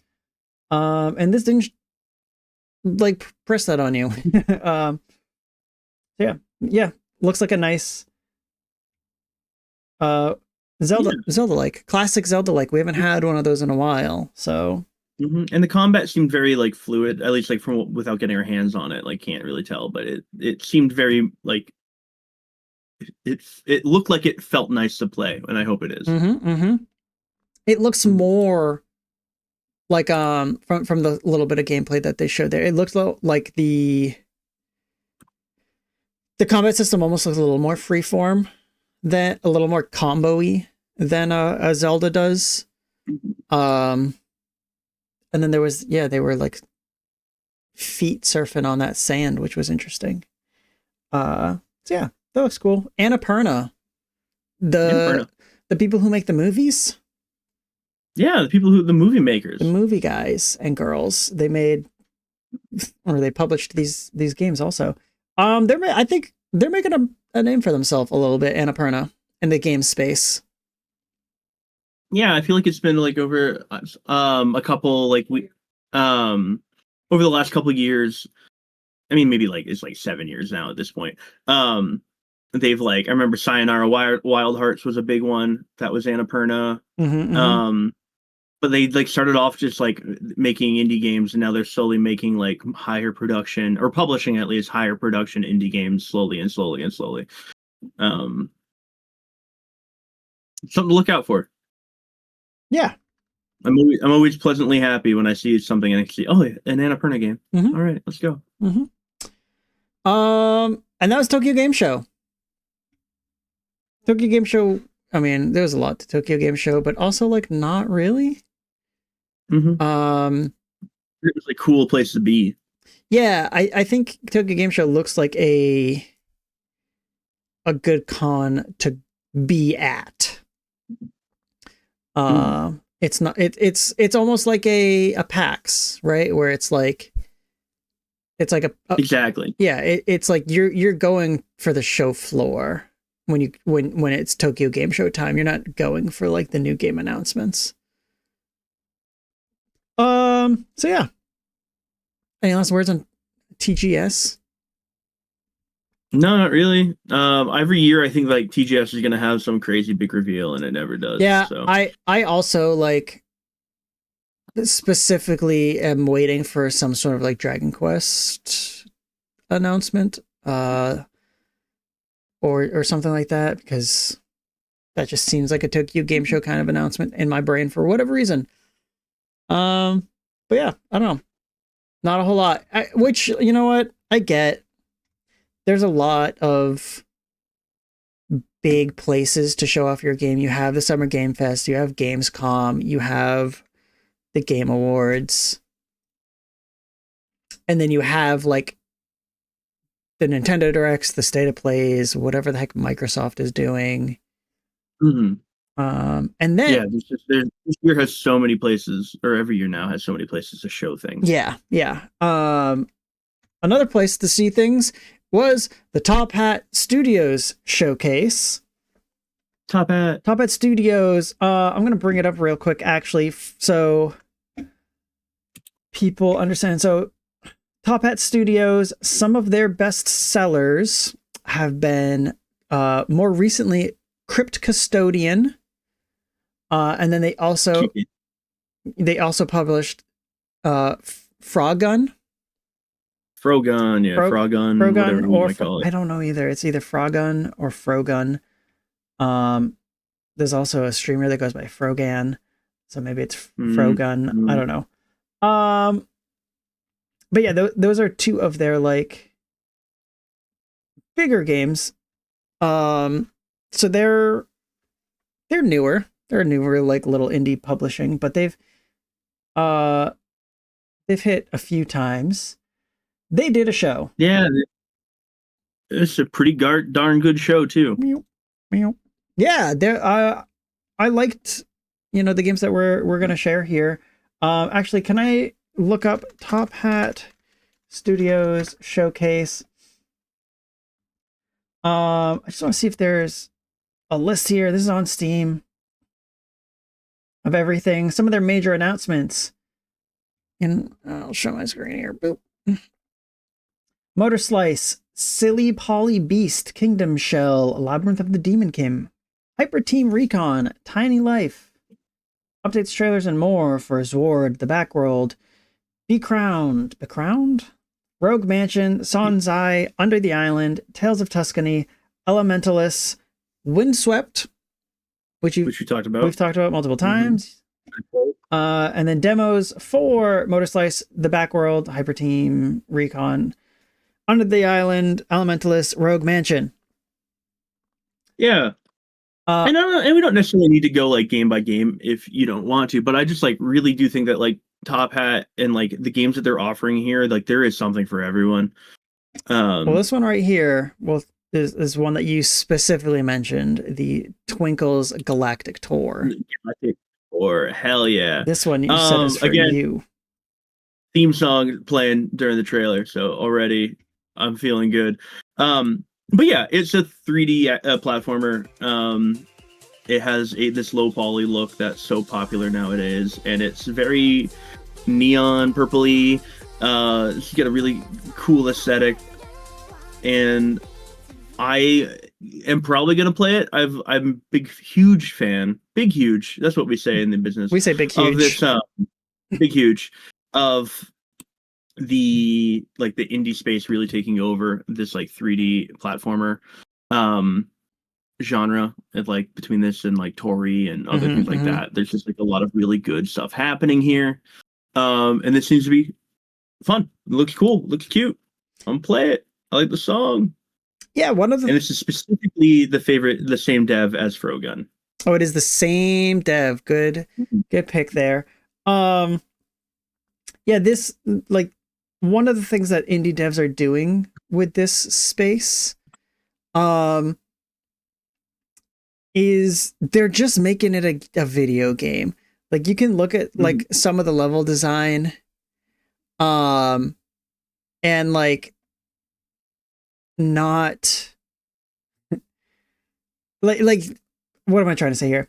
You look at these levels and you're like, oh, this is just for gameplay purposes. There's not a whole like, not some overarching like theme that they're trying to hit in world building in this spot here. They're trying to make it fun and look retro, because it does. It looks like it could be on like the Sega Saturn or something. Cool. Yeah. Cute. Adorable. Yeah. I'm excited. Does it have no date yet? So Zword was another one that was there that I liked. I thought this was super neat. The idea of the pixel art is nice. Color palette is bright and colorful. So green. Yeah, in some parts, yes. Lots of green. I'm waiting for them to not show something that's green. It's kind of it's still green everywhere. But yeah, I like the idea that they're going with just like fully customizing your sword, doing, you know, upgrades, looting stuff to like change the handle, change the blade, change this and that. And then just like looking at the gameplay itself and like the way everything moves, I don't know. It looks nice. It looks fun. Nothing groundbreaking, but it just looks cool. I don't know.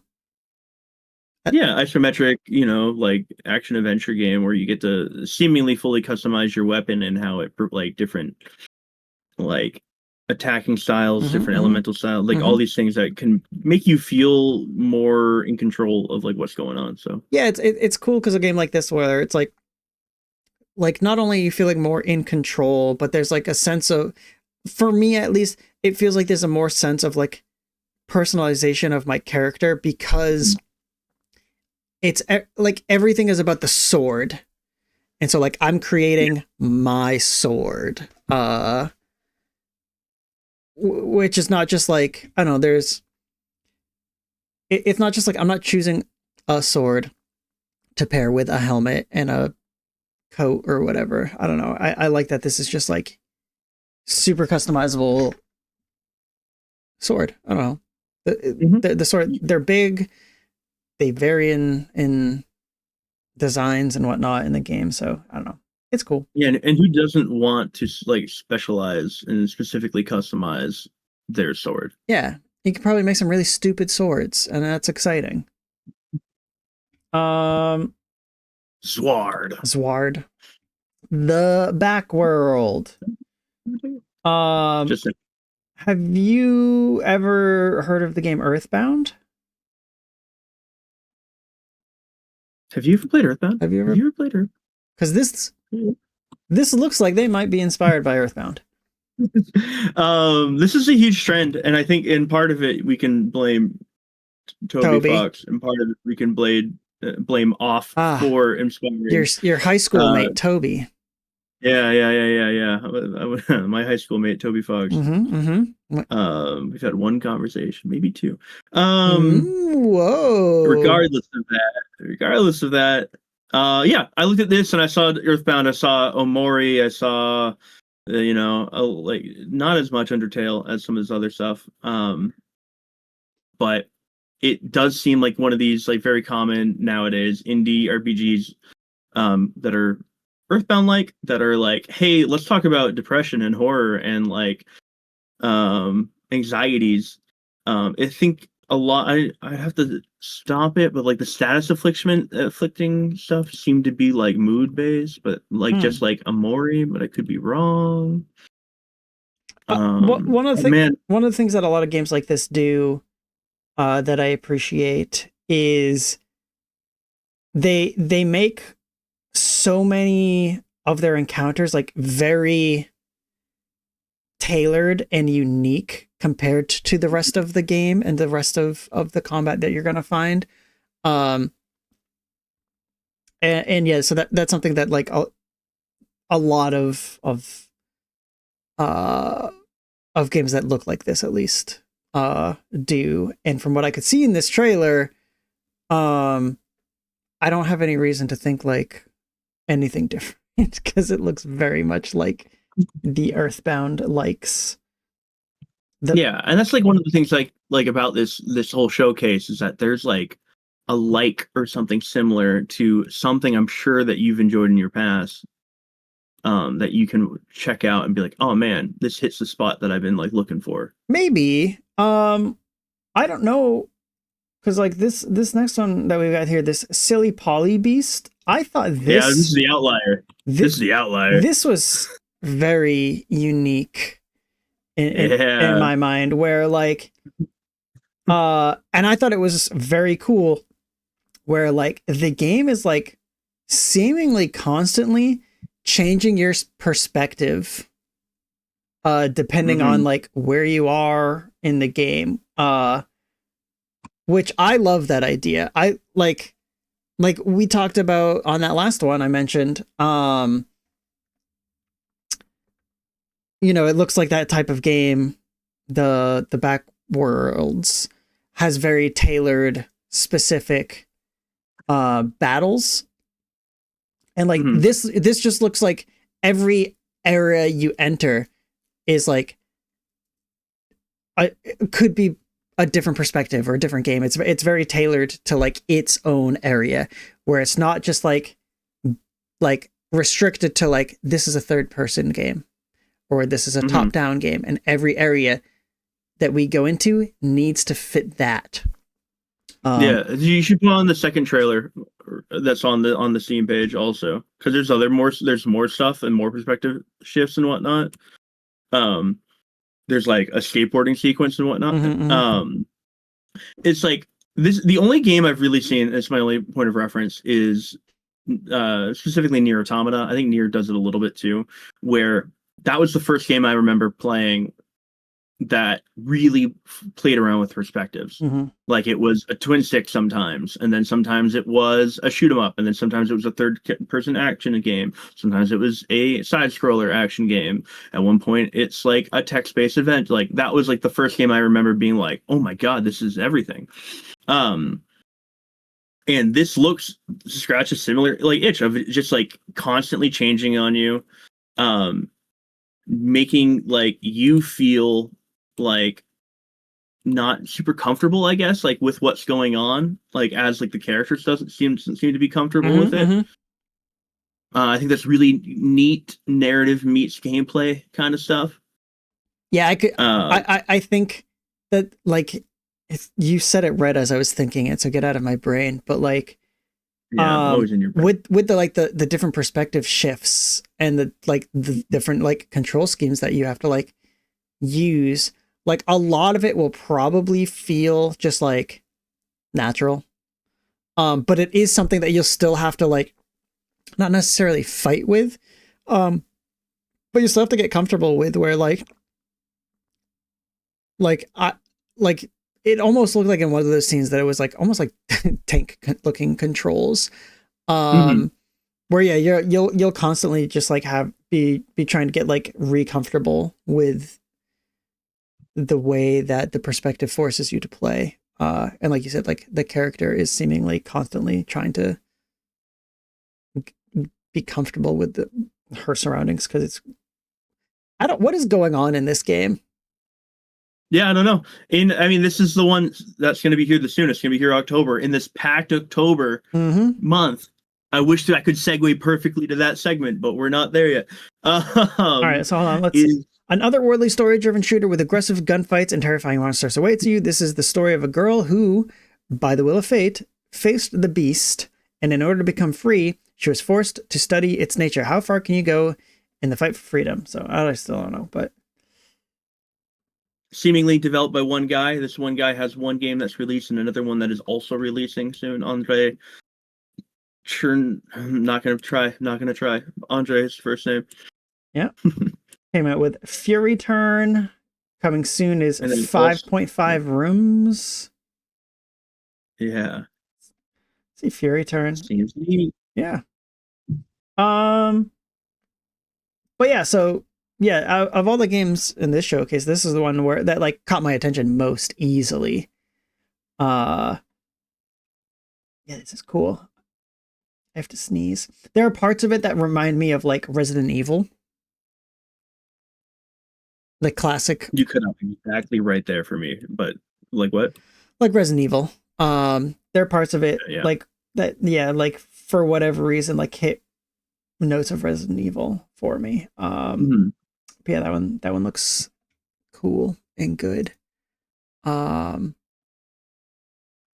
I don't know. This is another. I think if I can connect this to what we said to open the show with EA, right? And this is another thing that I heard Jeff Grubb say earlier today on the Bombcast, where EA being sold to Saudi Arabia feels like it's the end of something. Where, you know, EA isn't, as far as I'm concerned, and from what he made it sound like, EA is like one of the last big like American game studios that isn't funded by another larger company. Like there's no Tencent involved or something like that, you know. And now it's sold and funded by the Saudi Arabian government. And like the only other thing that's left really is like Take-Two.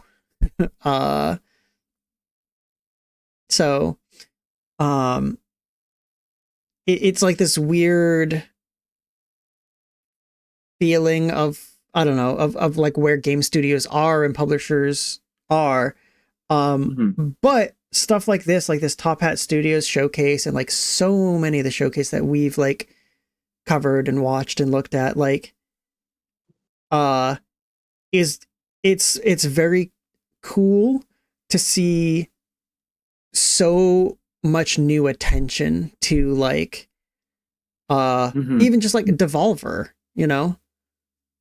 And then these guys, Top Hat Studios, really like the like, I don't know, the people who like got us there, right? Like in a certain sense, it feels like Devolver was like the foot in the door. Yeah, Devolver and E3 doing the digital showcase thing, being like, hey, we're wacky, we're weird, we're gonna make a name for ourselves, and we're gonna talk about indie games. And then there wasn't that many people doing that. There wasn't that many publishers really aiming for that. And now, as like, you know, as you're saying, is that like the world starts to trend more and more, and we've said it on the show before, where like these AAA stuff is taking longer to make, and there's like more moral consequences. Like, I'm not really gonna sit here and like really try to moralize anything to a person, but like someone might look at a company that's either owned by Saudi Arabia or owned by another like company that they disagree with, and be like, all right, you know what, it's way more complicated now to justify my purchase. And so the fact that we get these indie showcases, Top Hat Studios, Annapurna Direct, the 6-1 indie that we watched last week, and then even like the like, I guess, creator led or owned ones, like Off-Brand Games, you know. Yep. A lot, the kind of funny ones in the past, like all that kind of stuff. Like now that there's like you know, they say gaming's bigger than ever, which it is in a lot of ways. It's like there's more attention, and there's more like and there's thousands of games coming out every month. I think it's like, and what we're really about to talk about is how crazy October is in general. But because of there's so many games coming out, and because that allows us to have all these awesome showcases where we get to look at something and go like, hey, maybe that's my next game. Like I watched somebody, Chris, in real time be like, there's been no games come out this year. Like this is a really down year for video games. I looked him dead in the eye and I went, what the fuck are you talking about? I was like, what do you mean by that? Yeah, no, this is a wild year for games. It's like, it feels like it's a shift in the structure of like game releases and like what are big games that come out now. But like to go along with the AAA, quadruple A, whatever games that came out, like there's so many large indie games that like, yeah, it's just constant. There's constantly something coming out now. And October is jam-packed because of it. We'll get into it now. So October. Your birthday month. Your anniversary month. Yep. Your wife's birthday month. Yep. All of that. Big month. This is the best month. October releases. So in our document, I wrote down like a bunch, like some of the ones that I just like wanted to point out as like just some of like enough that we had to scroll to the right. Yeah, and these were just like the bigger ones. Like I'm pretty sure there's more in there that are like interesting and of note.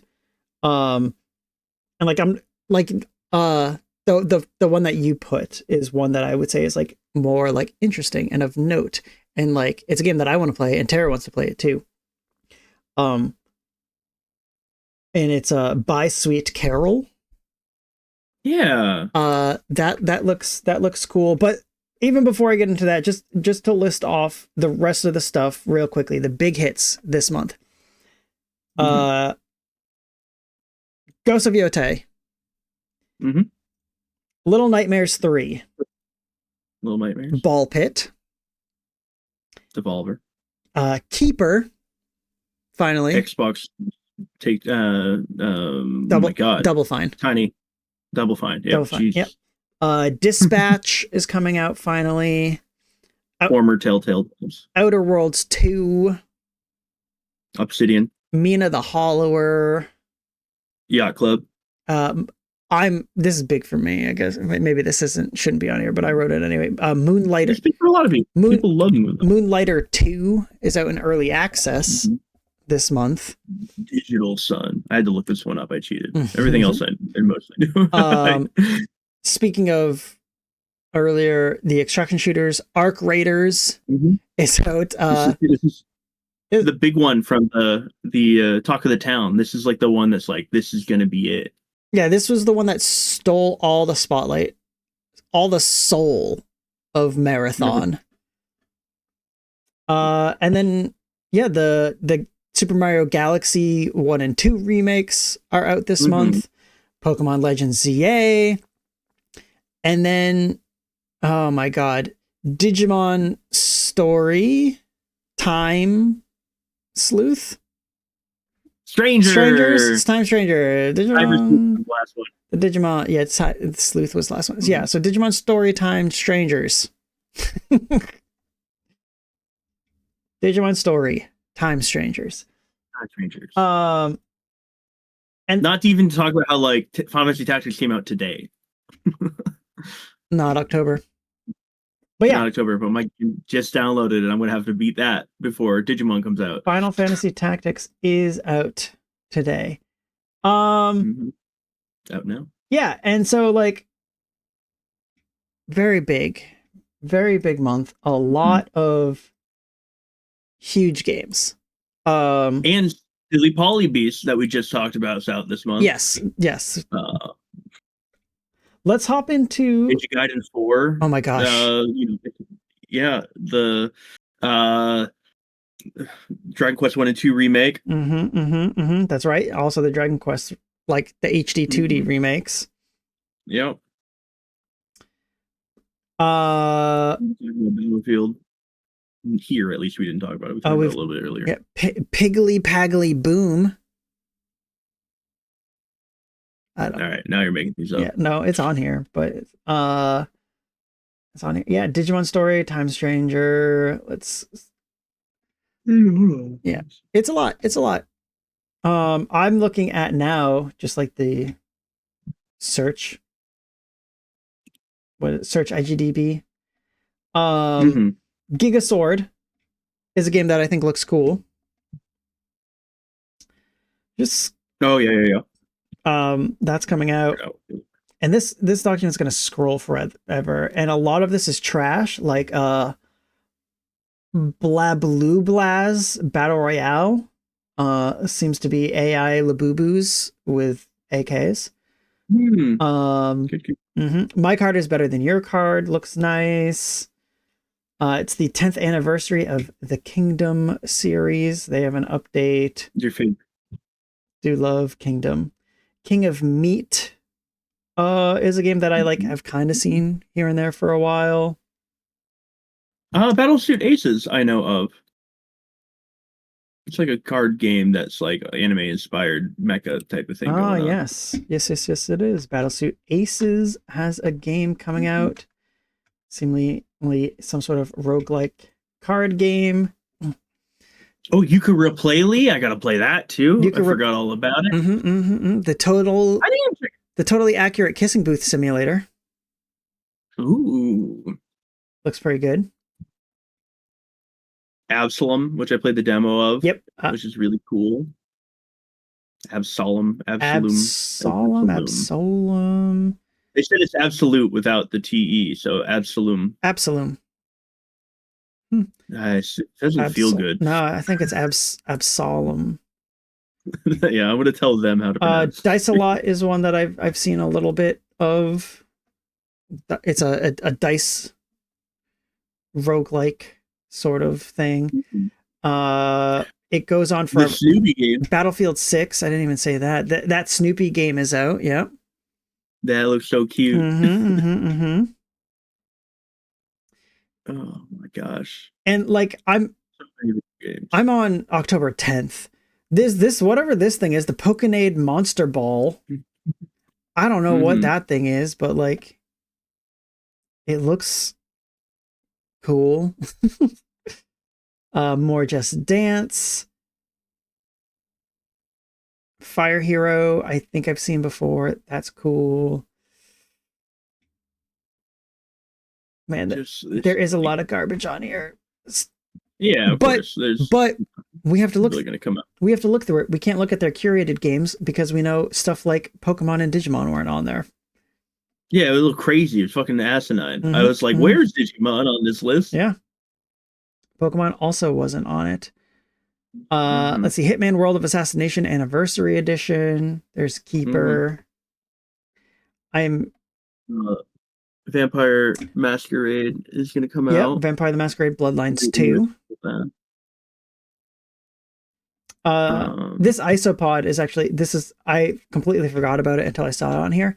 This is also another one of those games that I saw on Twitter where it was just like, I just saw some dude just posting on Twitter about like this Isopod that he made.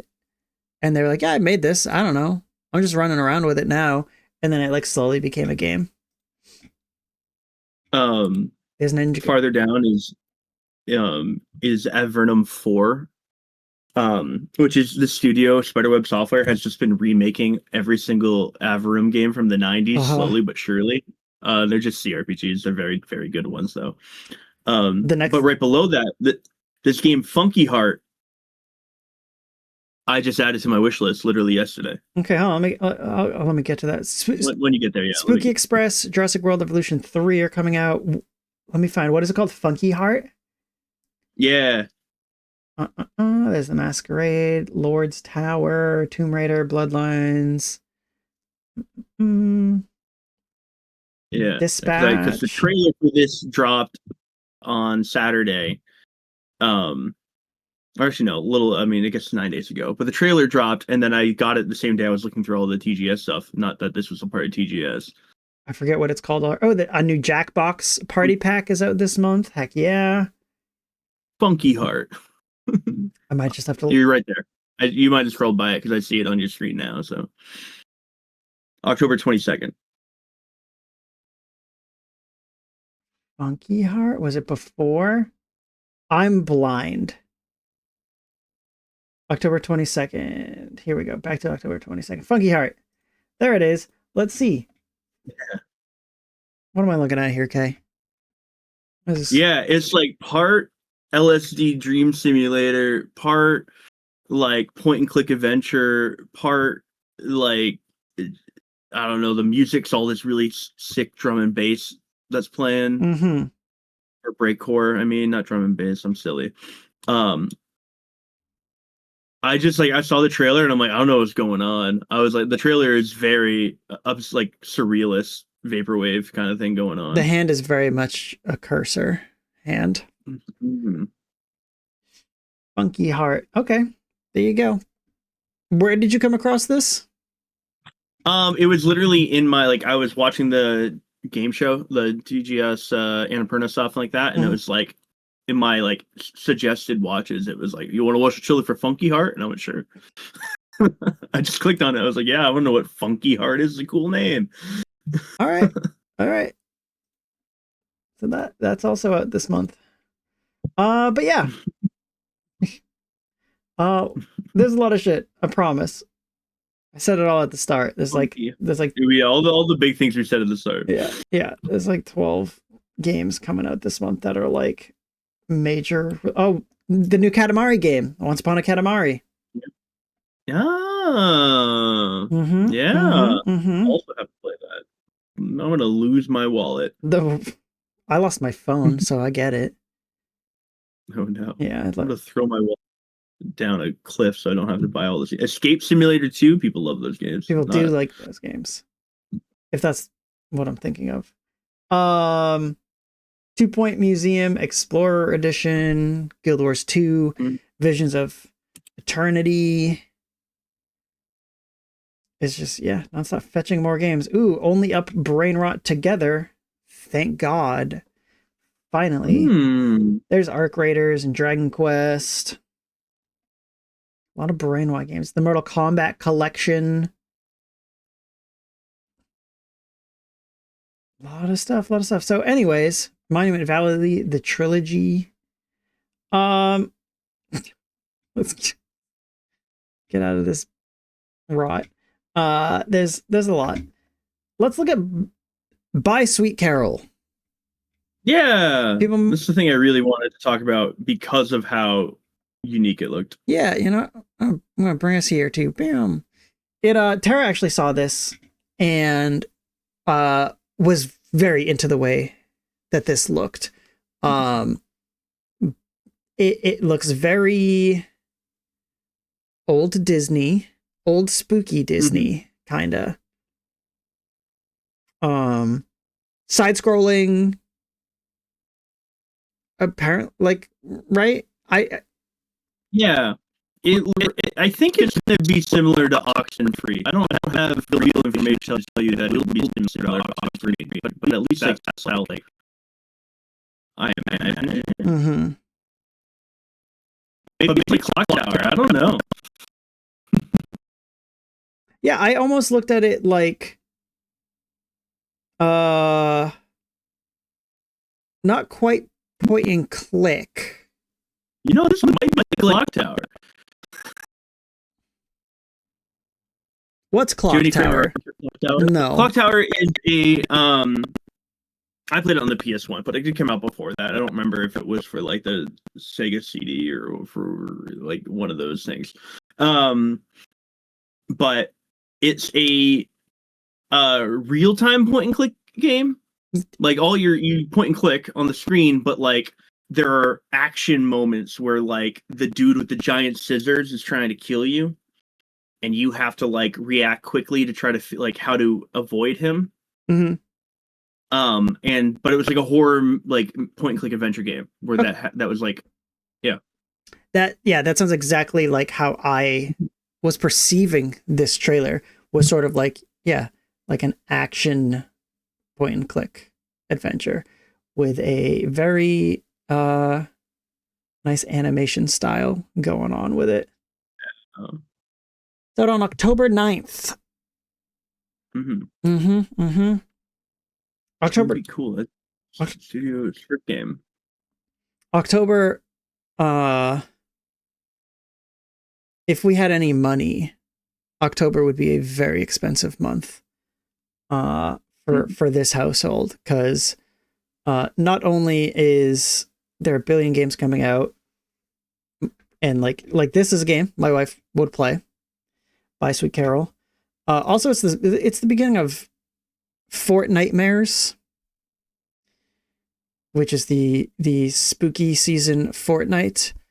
And there's just a lot of skin, like horror themed skins coming out this month, as well as K-pop Demon Hunters. So, Chris, I'm so powerful. Yeah, the guy who's behind By Sweet Carol, who founded the studio, he also played a creator of another game called Remothered. I've not heard about that. I've heard of Remothered.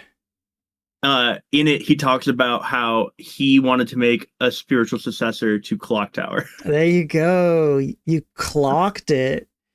I clocked it. Clock Tower is so unique. Yeah. This looks also very cool and unique. Yeah, I don't know. That looks cool and unique.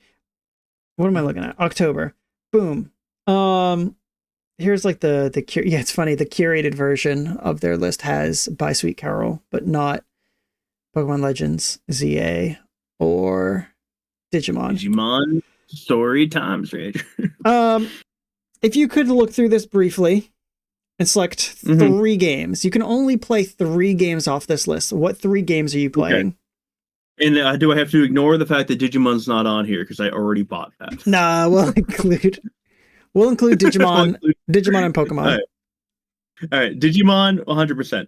Okay. By Sweet Carol is probably my number 2, and then I get one more. I'm going to give you a half cheat. All right, you ready for it? Yep.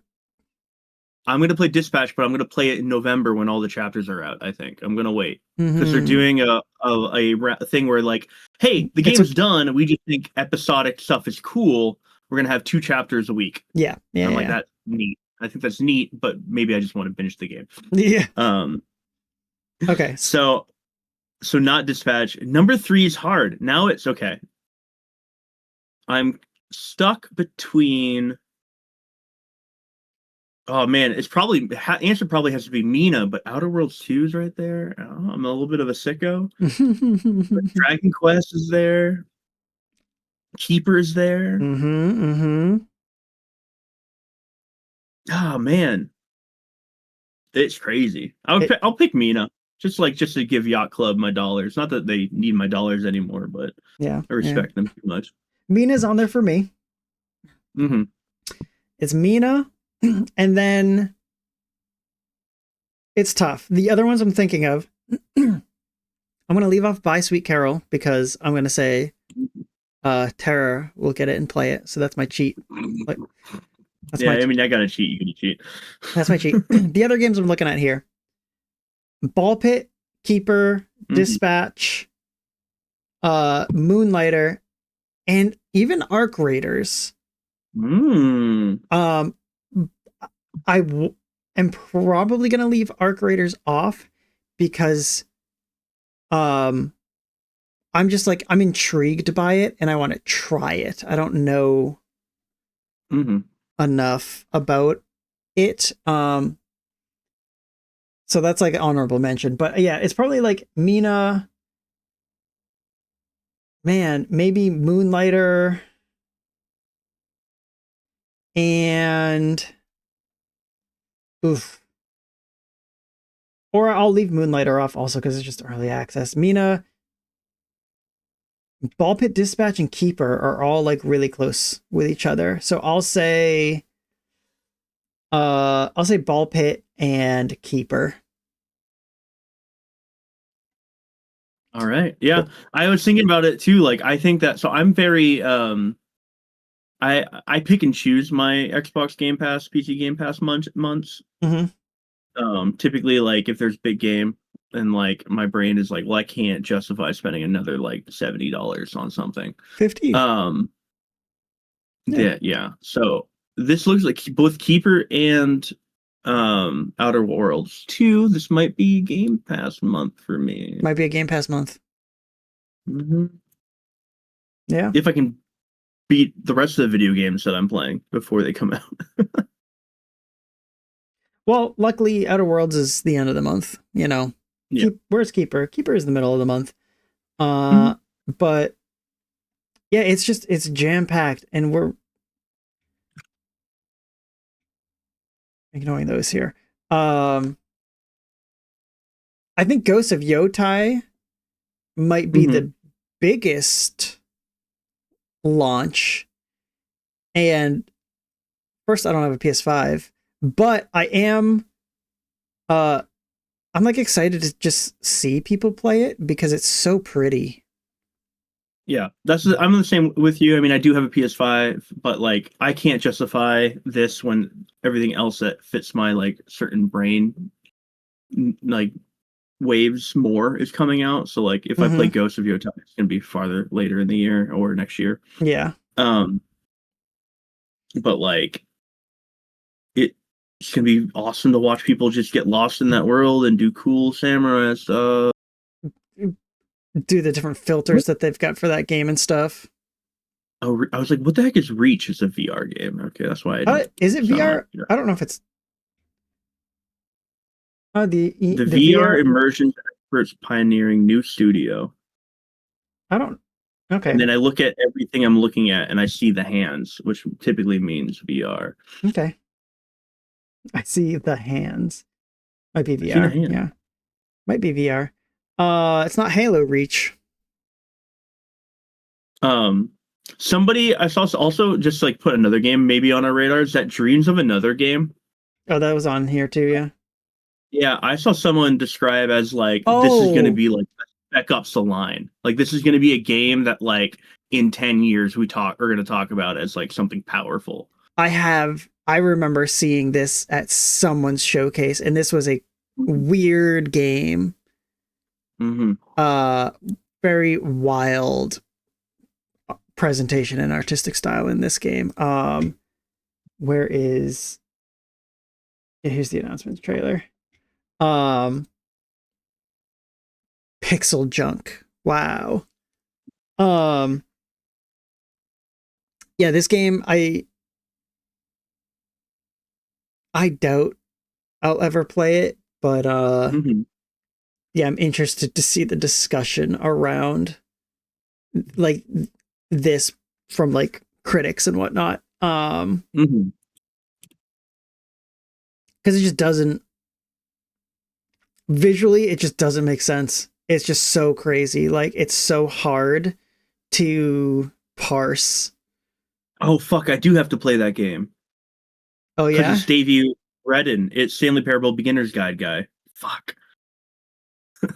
I love those games so much. I didn't play Wanderstop, which I hear is neat, but wait, what? This is Davey, yeah. Davey? Yeah, he's the guy who made the Stanley Parable and the Beginner's Guide. Brother to famous streamer Doug? I guess so. Yeah. Yeah, no, he is. Yeah. I didn't know that. In what it? How? Wait 1 second. Let me wait 1 second. Maybe I fucked this up. Maybe I freaked out. Ignore me. Don't talk to me right now. Because I was gonna say Wanderstop like just came out. Is it even fully out yet? I think it is. I think it's fully out also. I might have went down like a goddamn. You just might be insane. Yeah, I think I got by the internet lying to me. Ignore me. Never mind. Developer Ivy Road. I mean, no. So this is developed by Ivy Road, Wanderstop. It doesn't list Stanley Parable, but we do know that he was involved in that. So, wait. So, if I go to Stanley Parable, no, I hallucinated something here. Ignore me. That's Galactic Cafe. Yeah. All right, you're hallucinating. Well, what did I just fall down a rabbit hole? I have no idea. That was crazy. Ignore me. But the game still looks beautiful. Yeah, it looks crazy. It looks like a dream sequence, which I guess it's dreams of another, but like, yeah, just like the dude in his like pajamas, shooting at seemingly nothing, and then it morphing into a scenery. That game's nuts. So my knee injury does okay. I'm not even on any medicine. I can't really complain. Yeah. So yeah, October, probably the most stacked individual month, a very stacked year. Yeah. If I quickly look at the curated section of November, it's got a couple things in there. If I look at the curated section in December, it currently only says Metroid. I'm sure the curated part of their website fills out as the month approaches, but yeah, October's gonna be crazy for games. I'm excited. It's gonna be cool to see how all the streamers playing the games that I can't play because I can't afford them all. I'm talking about it like right in the next segment a little bit. I'm so excited for Digimon to come out, just so I don't have to be playing something that is so demanding on my hands. You mean like Hades? Like Hades 2. Hades 2. Here's our document again, everyone. I can't control it. I'm sorry. Yeah, Hades 2's out now. Yeah, it's out now. 1. And it's 1.0. And is it, it's a video game as a video game. It's incredible. Let me look, I gotta open my Steam. I didn't plan. I meant to fucking learn information. I have 95 hours in this video game.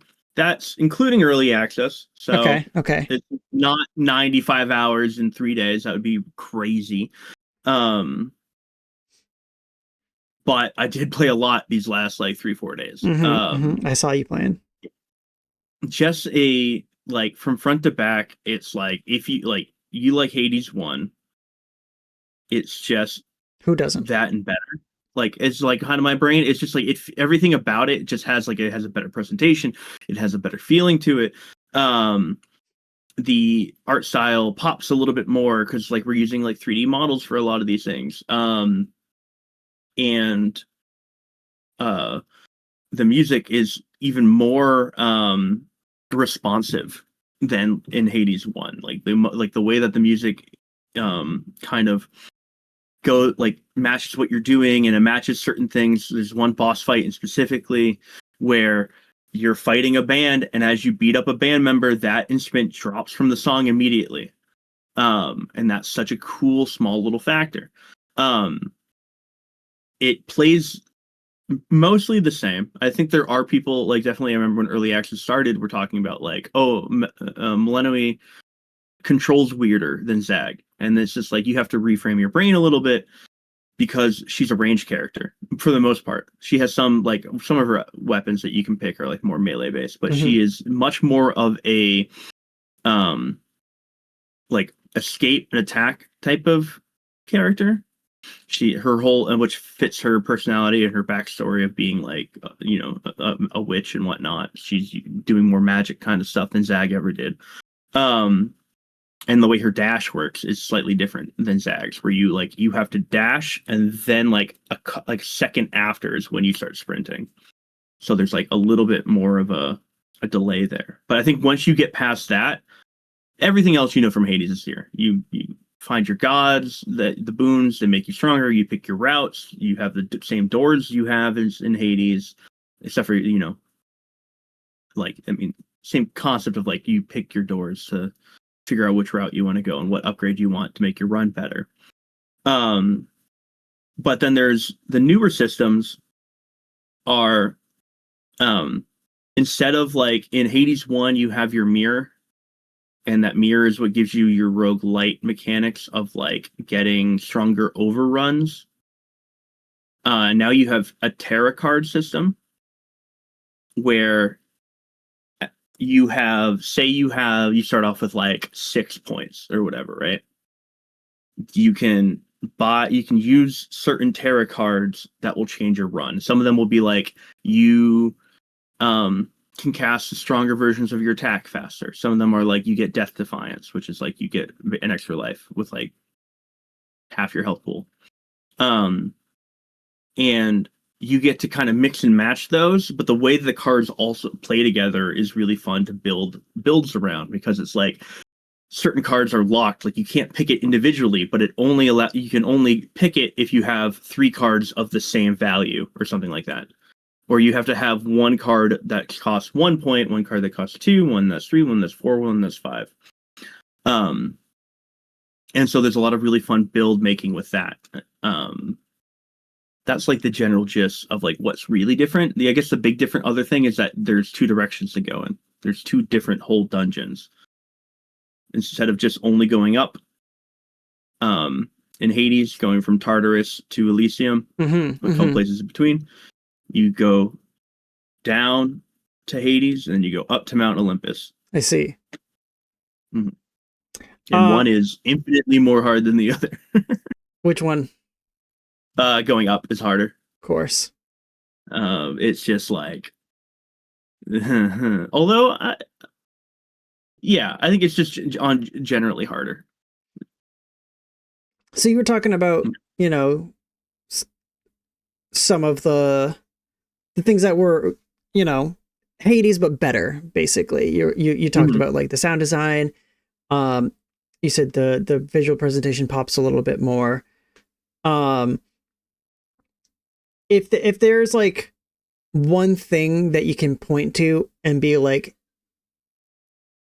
they nailed this one thing over the original game, is there like something that like sticks out the most, whether it be like a story beat or anything? One of your favorite topics, like player expression. There is way more build variety. Cool. In this, and it feels like in Hades 1, like you do your mirror and you max out all your mirror things, and then you just like kind of toggle which one you like do you want to get the health buff or the other buff or whatever. Like you just toggle which of those you want maxed out, and then you pick your weapon, and your weapons have different aspects in them, but like they're all mostly same. And you have that same kind of concept where like you have your 6 weapons that you choose from, and they all have different versions of them. Like it's very much the same, completely different weapons, but that's the same kind of concept.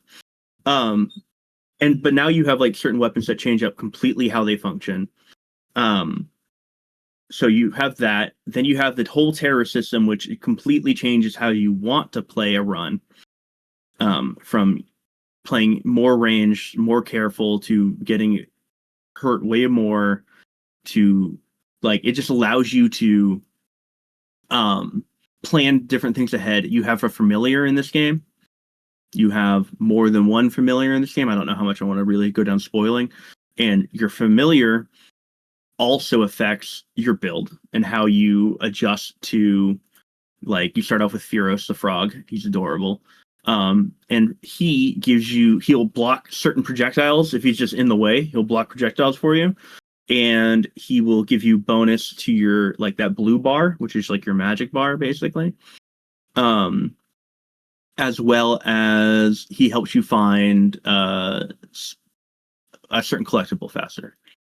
And that might change how you go about a run towards another familiar that might just give you Death Defiance, or another familiar that might be way more aggressive, or will block, like he'll counterattack for you.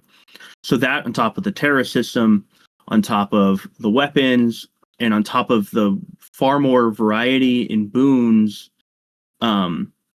and like kind of trinket stuff, because all the trinkets are still here too, where you pick one, and some trinkets you want for the whole run because they give you a multiplier that affects the whole run, or some you might want only for 1/4 of your journey. All of that kind of comes into play, and it really just feels like every run feels different. and I'm like I can do different things. And I've talked to a couple people who also play this game, and I'm like, oh man, I love doing this, this, and this, and this. And I'm like, oh, I don't play that way at all. And I think that's just like my favorite part about this kind of thing. One of the things I've noticed in this video that I've got playing is I don't remember a whole lot of it in the first one, but there seems to be a good amount of just like terrain destruction interactions. I keep seeing the trees being blown apart and affecting enemies. So like Hades 1, there's a little bit like there's those spikes, and you can kind of lure people on spikes occasionally, and they might do that. There's some of that, especially when you get towards the levels that are more closer to Hades 1. There's gonna be a lot of similar things you see there, but like taken up to 11, but there are a lot of like trees, and if you break down a tree, it will do splash damage everywhere behind it in a radius. So that again, also like there's a lot more positioning going on again, because Mel is more range, it's more dodgy, it's more like take your shots. That cast, the big circle that she creates, always slows down the enemies a little bit, and depending on builds, it can slow them down a lot. So a lot of the game is like positioning, where with Zag, obviously there's positioning there too, but it was way faster. It was way more get in, do your damage, run. Like it was way more like get out, where Mel is more like kiting, basically. Not always, but Mel's a little bit more about keeping your distance and keeping yourself safe, where Zag was more it's the archer versus the rogue. Which is really funny, because I did just get a conversation where Mel was like, I'm not really good with bows. She's just like, that's a weapon I've just never been able to understand how to use. So how much of this game would you just say is more of the same versus something brand new? That's a good question. So like, I'll build on my more of the same in a second after I let you go, but there's an old quote by one of the GOATs, Sid Meier himself, where he says that every video game should be 33% the same, 33% more upgraded, and 33% brand new. I mean, obviously that doesn't add up to 100, but he said 1/3 the same, 1/3 upgraded, 1/3 brand new. And then just 1% dog shit, and 1% just fucking is just bad UI, broken. And I think this game maybe does like, I'm trying to think like what's really different and what's really the same, because a lot of the gameplay loop is the same. A lot of it is like you go into one of these two directions, you progress story by meeting with characters, by interacting with them, by giving them nectar. All of that is pretty much the same as what's happening. I might honestly say that like it's like 60% the same and 40% brand new.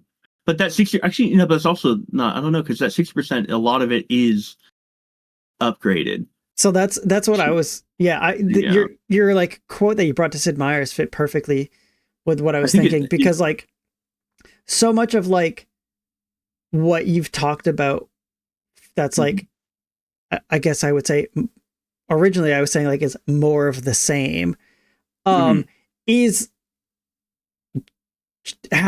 been retouched and re-upgraded or retooled. So it's like it's hard to parse Sid Meier's quote where it's like 33 the same, 33 upgraded with this game, because it looks like it's like 15% the same, and then like 70% upgraded. Yeah, and I think that's probably what it comes down to. Like that, around that percentile, and like 15% brand new.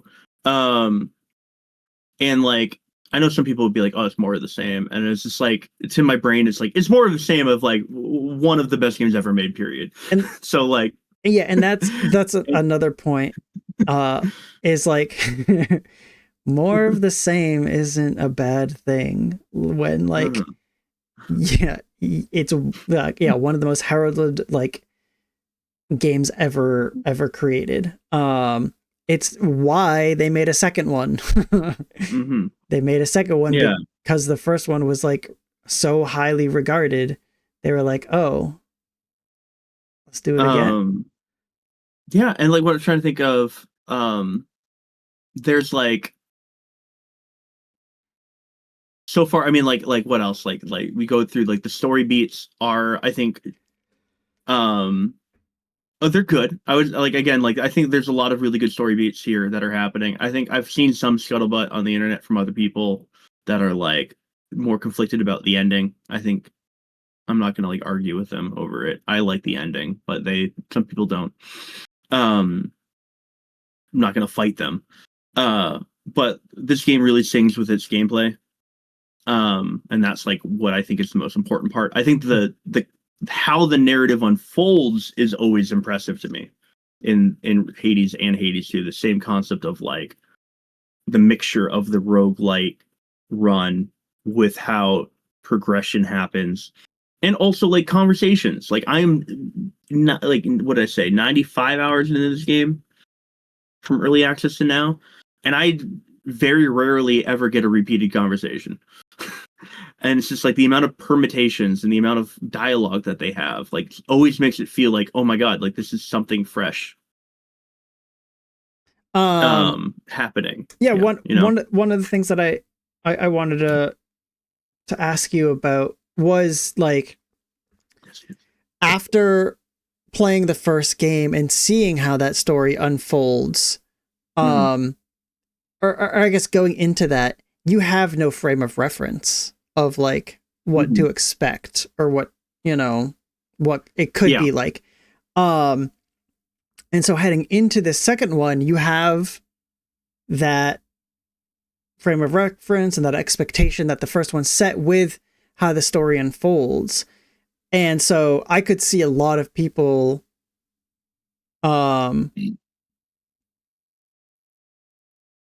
like assuming heading into this is just going to be the same. If it was, in any way the same though, would you say that it's still, or it sounded like anyway, it still impressed you the way it unfolded? Yeah, it still impresses me the way it unfolds. And like, I guess like it impresses me even more, and I touched upon it a bit, it's just like how much of it there is. Like the amount of dialogue, again, is crazy. The amount of reactivity. Somebody commenting on a weapon you brought, someone coming on a weapon you brought last night, someone commenting on a certain trinket, or like how quickly you beat a level, or how long, or how damaged you got. Like there's just so much reactivity, and it helps it feel like fresh, right? Like it helps it be like, okay, like this game like is doing the same kind of narrative tricks that Hades is doing. But it doesn't feel old to me ever. Yeah. It's truly wonderful. And like I think this is also like Supergiant, between Hades and Hades 2, have made early access like are like the perfect showcase for why early access exists and how to use it.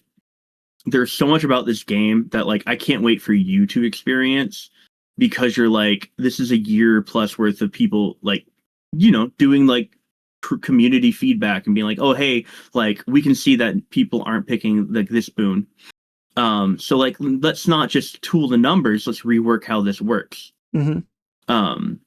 And so and like you get this game, you're playing it, and like you're just like everything like there's like, it feels like at times that like everything is viable. It's just a matter of how you put it together.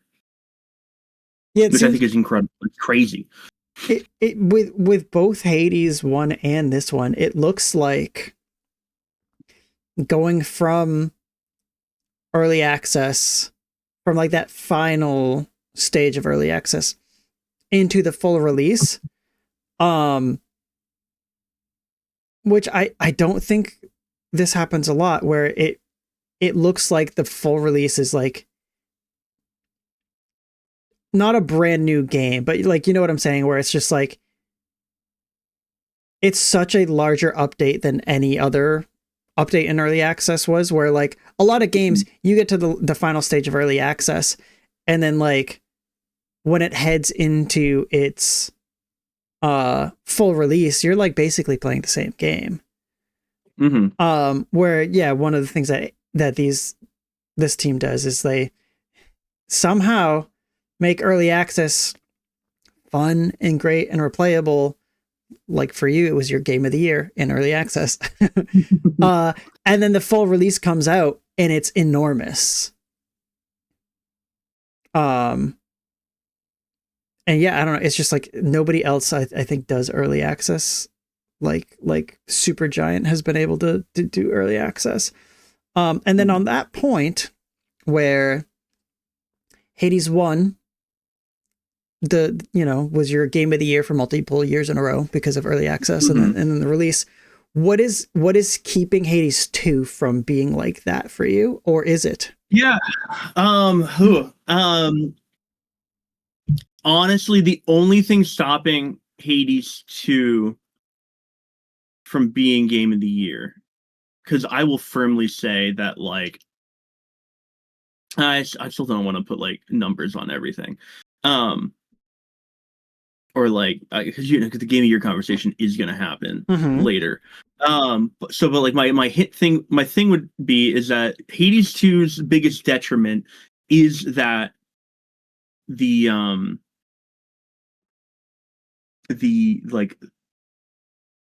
freshness of other games, right? I think this game is incredible, and it's very much looking at like when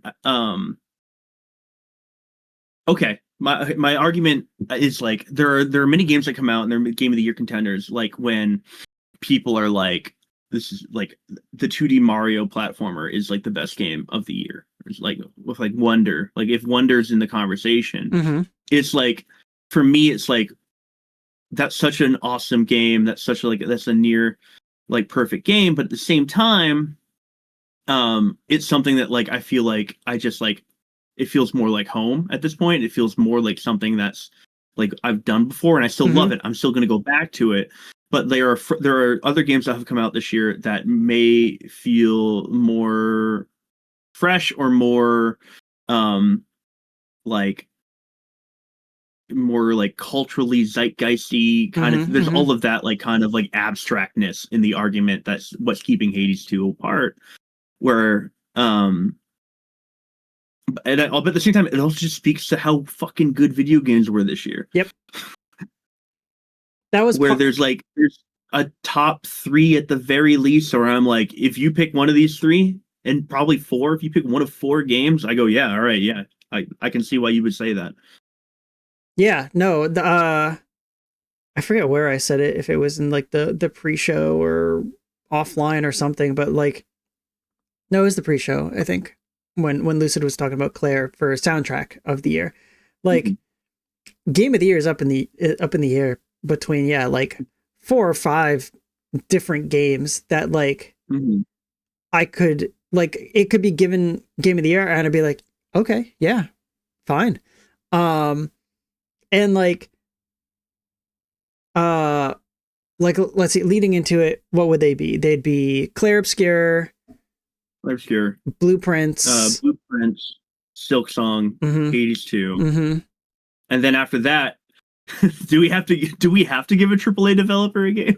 Donkey Kong, maybe Donkey Kong, or maybe Death Stranding, right? Like, or maybe Ghost of Yotei blows people away, right?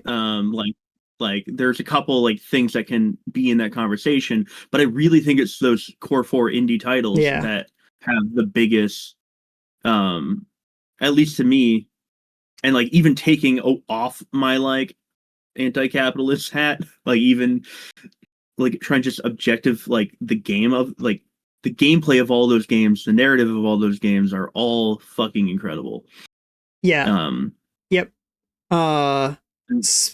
Specifically, so like I'll leave Blueprints is its own thing, because Blueprints is just like a wild, different experience than like these other three games. But like, but like it's like The Witness of this year or something like that. Yes, right? Yes. No, it's the only puzzle game to capture people's hearts since The Witness. Yeah.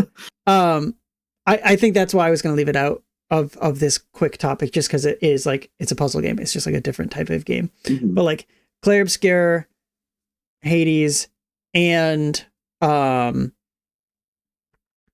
Silksong, they all just hit every note of like, not only is like the storytelling and the world building top tier, but then like the gameplay is like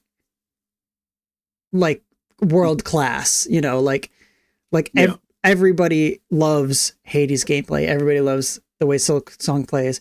And Clair Obscur was like, that was like one of the many big conversations about that game. It's just like the way that a turn-based RPG game felt, where it had a little action to it. And like not even like the gameplay is also like the systems in these games are also like really like incredibly well tuned. Because like what came out the year Hades released, do you remember?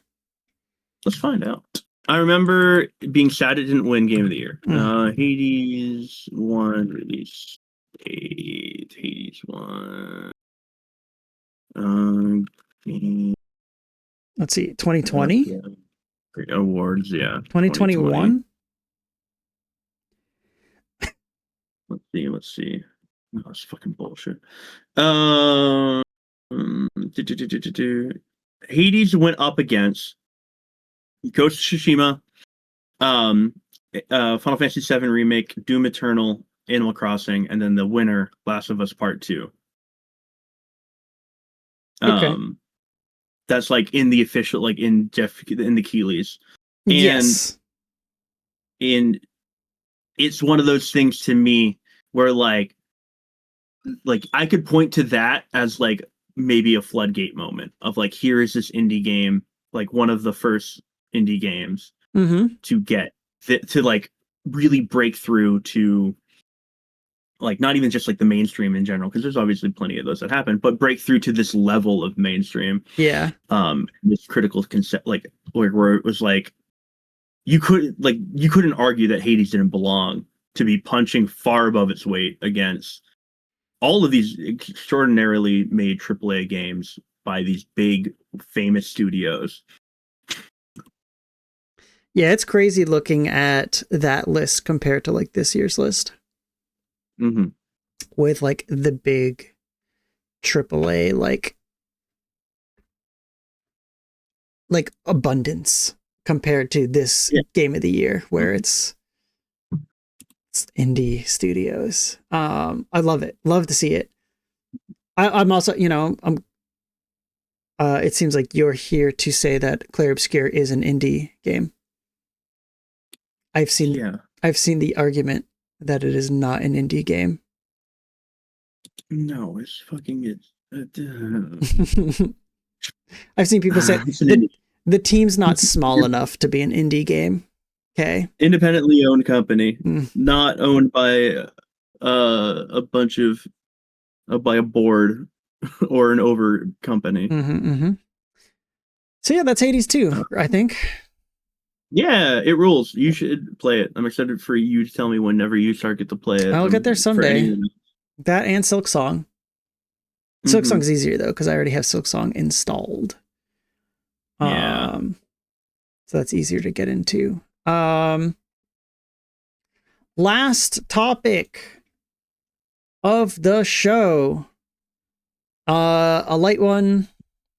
Genre introductions, where I don't know, we're just going to talk about the games that like introduced and influenced us in specific genres. And to kick it off, you know, as an example of what we're talking about, we both had the same one here for the roguelike genre. The first game that like introduced me to that and like made me understand it and love it was Spelunky. Yeah, a game that I played because of you. Yeah. I think that's something with Spelunky that still stands out over like any other roguelike I've played is how well it played and was multiplayer. Because yeah, we played it almost like for a while every Tuesday before our tabletop sessions. Yeah, you, me, occasionally, friend of the show, Furious in the chat sometimes. Just playing it, getting mad at it, not doing very good. having a good time though, because we did it. Having a good time because we did it every week. And it was a great game. And like I said, it's like I haven't played another roguelike that's been like that has felt multiplayer like that has like a lot of, I love roguelikes, but so many of them that I play are just like a single player roguelike experience. But yeah, and it's so fun. Like what's so interesting about Spelunky and it's like going back to that time and playing that game with you, I'm like, oh, like my brain is just like, oh, this is like a fun little indie like action like co-op game. Like the concept of roguelike just not in my brain at that point. Yeah. And it's so interesting to look back on that. I'm like, what? That's like 2013, 2014. When we were really playing it quite a bit. And I just like have like at the time, dumb idiot. I'm like, what? This is just what it is. And now I'm like, oh yeah, that's like the roguelike. That's like what started it, I guess. I think like for me, I think instead of roguelike, I think I was just like, yeah, and the levels are procedurally generated. Procedural. It's all procedural. I like, if I'm looking back at it, I think that's like how I talked about it rather than being like, yeah, it's a roguelike. Because yeah, I also don't think I knew what a roguelike was. The game that I almost put on this list, because I couldn't remember which one I played first, was Rogue Legacy. Yes. Rogue Legacy was a game that I played sometime after Spelunky, because I think, from my recollection, I think Rogue Legacy came out first by like a month or something. Although that's not even true. Rogue Legacy came out like a month before the like console release of Spelunky, whereas like the original version of Spelunky was like years earlier on PC. But yeah, Spelunky we played together at Eric's. And then Rogue Legacy, I don't think I played until after we moved in, or I moved in with you. But that was another game that like also is like an influential like roguelike game for me in the genre. Yeah, no, I'm right there with you. Like again, it was similar. It was like, hey, you check out this game. I remember playing it, and playing it quite a bit. And then eventually just like I think Rogue Legacy has some like individual like issues with like that I don't super vibe with. And so eventually I dropped off, but I still liked it enough to get Rogue Legacy 2, which I had the same experience with. I was like, oh yeah, this is pretty damn good, and then I eventually just dropped off. Yeah.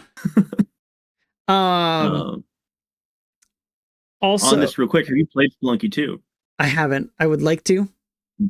I've always wanted to, but I haven't played Spelunky 2 yet.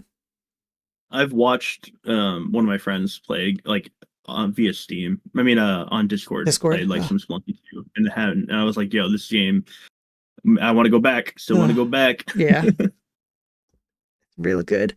And then another topic I had here for tactics was Final Fantasy Tactics, which, you know, big one. Released today. The remake released today. I specifically, it was the Game Boy Advance version of Final Fantasy Tactics. Oh yeah. That was the first one that got me into knowing what that even was. Yeah, for me, like, I don't remember how it happened, but like, so like, I was like, I truly don't remember how Karsha came into my hands. I have to look up which is my choice for tactic. It's I have a lot of love for Karsha, despite its many flaws. It's a PS1 tactics game where you open up the game and you want to play as this girl and her story, you want to play this guy and his story. You play both, converges in one story. Pretty cool for the time. But yeah, it was a tactics game, and it had also like kind of like a slight character creation mechanic. Where like every battle you can combine certain spells to make certain like your rock paper scissors of like golems and what have you, like a couple other creatures, and they would go into battle with you. It was just, I don't remember again how I got it, who gave it to me, but I remember playing that game and being like blown away. I'm like, there's like, it's just, you just have to think. I was just like, it's like chess. It's like a chess game. It's for smart people. I was like, this is so cool. It's magic chess. And I ended up playing Tactics later, and I'm like, oh, Tactics is way better. But yeah, I think Extraction were also the same. No, maybe not actually. Because your Extraction, the first Extraction game for you've got Dark and Darker. I like understood Tarkov existed, but I didn't really understand what Tarkov was about. And then I had a bunch of friends being like, yo, download Dark and Darker when it was free, before blah, blah, blah, blah, blah, blah. It doesn't matter. Yeah. All the stuff going on with that game, but they're like, play this game. And I remember being like, all right, cool. And playing it and being like, this is a fun gameplay loop. And this is, especially if you have friends. Like, I would never play that game alone, but yeah, it taught me a whole new genre, which is always fun. Exactly. Yeah. That's kind of, that was my whole thought with talking about this light little topic is, that exactly. I think it's weird. My first thought when I saw you say Extraction, Dark and Darker, I was like, oh yeah, me too. But then I always forget, and I think it's because I didn't understand the term, similar to like roguelike with Spelunky. But I had played Hunt Showdown. Your game. That's definitely an Extraction game. And that's why the bit is the way the bit is, because I didn't call it an Extraction game. I just like I just described it. I was like, yeah, it's kind of it's like a new take on the battle royale and blah blah blah. PvP, PvE, and there's progression, and yeah, because I didn't know the term like an Extraction genre at the time. It was like it was literally like every couple months you would be like, hey guys, you hear about this Hunt the Showdown game? And then eventually we started like just playing into it. Like, hey Chris, have you heard about this game that like I've never heard of it before? And you'd always be like, oh, you mean this game, the one that does like this and this and this? And so yeah. But again, like you talking about that game all the time, me never playing it, I didn't realize it was an Extraction shooter until much later either. And now Post Malone loves it, and so I think it's because of my word of mouth. Yep. But yeah, which it's a weird thing, like if I go back to like what did you tell Post Malone about? I told Post Malone all about Hunt Showdown. Yeah. But like Battle Royale, like when I got into like playing any sort of Battle Royale games, I knew that was what it was called, right? Like it was like a new genre, I guess.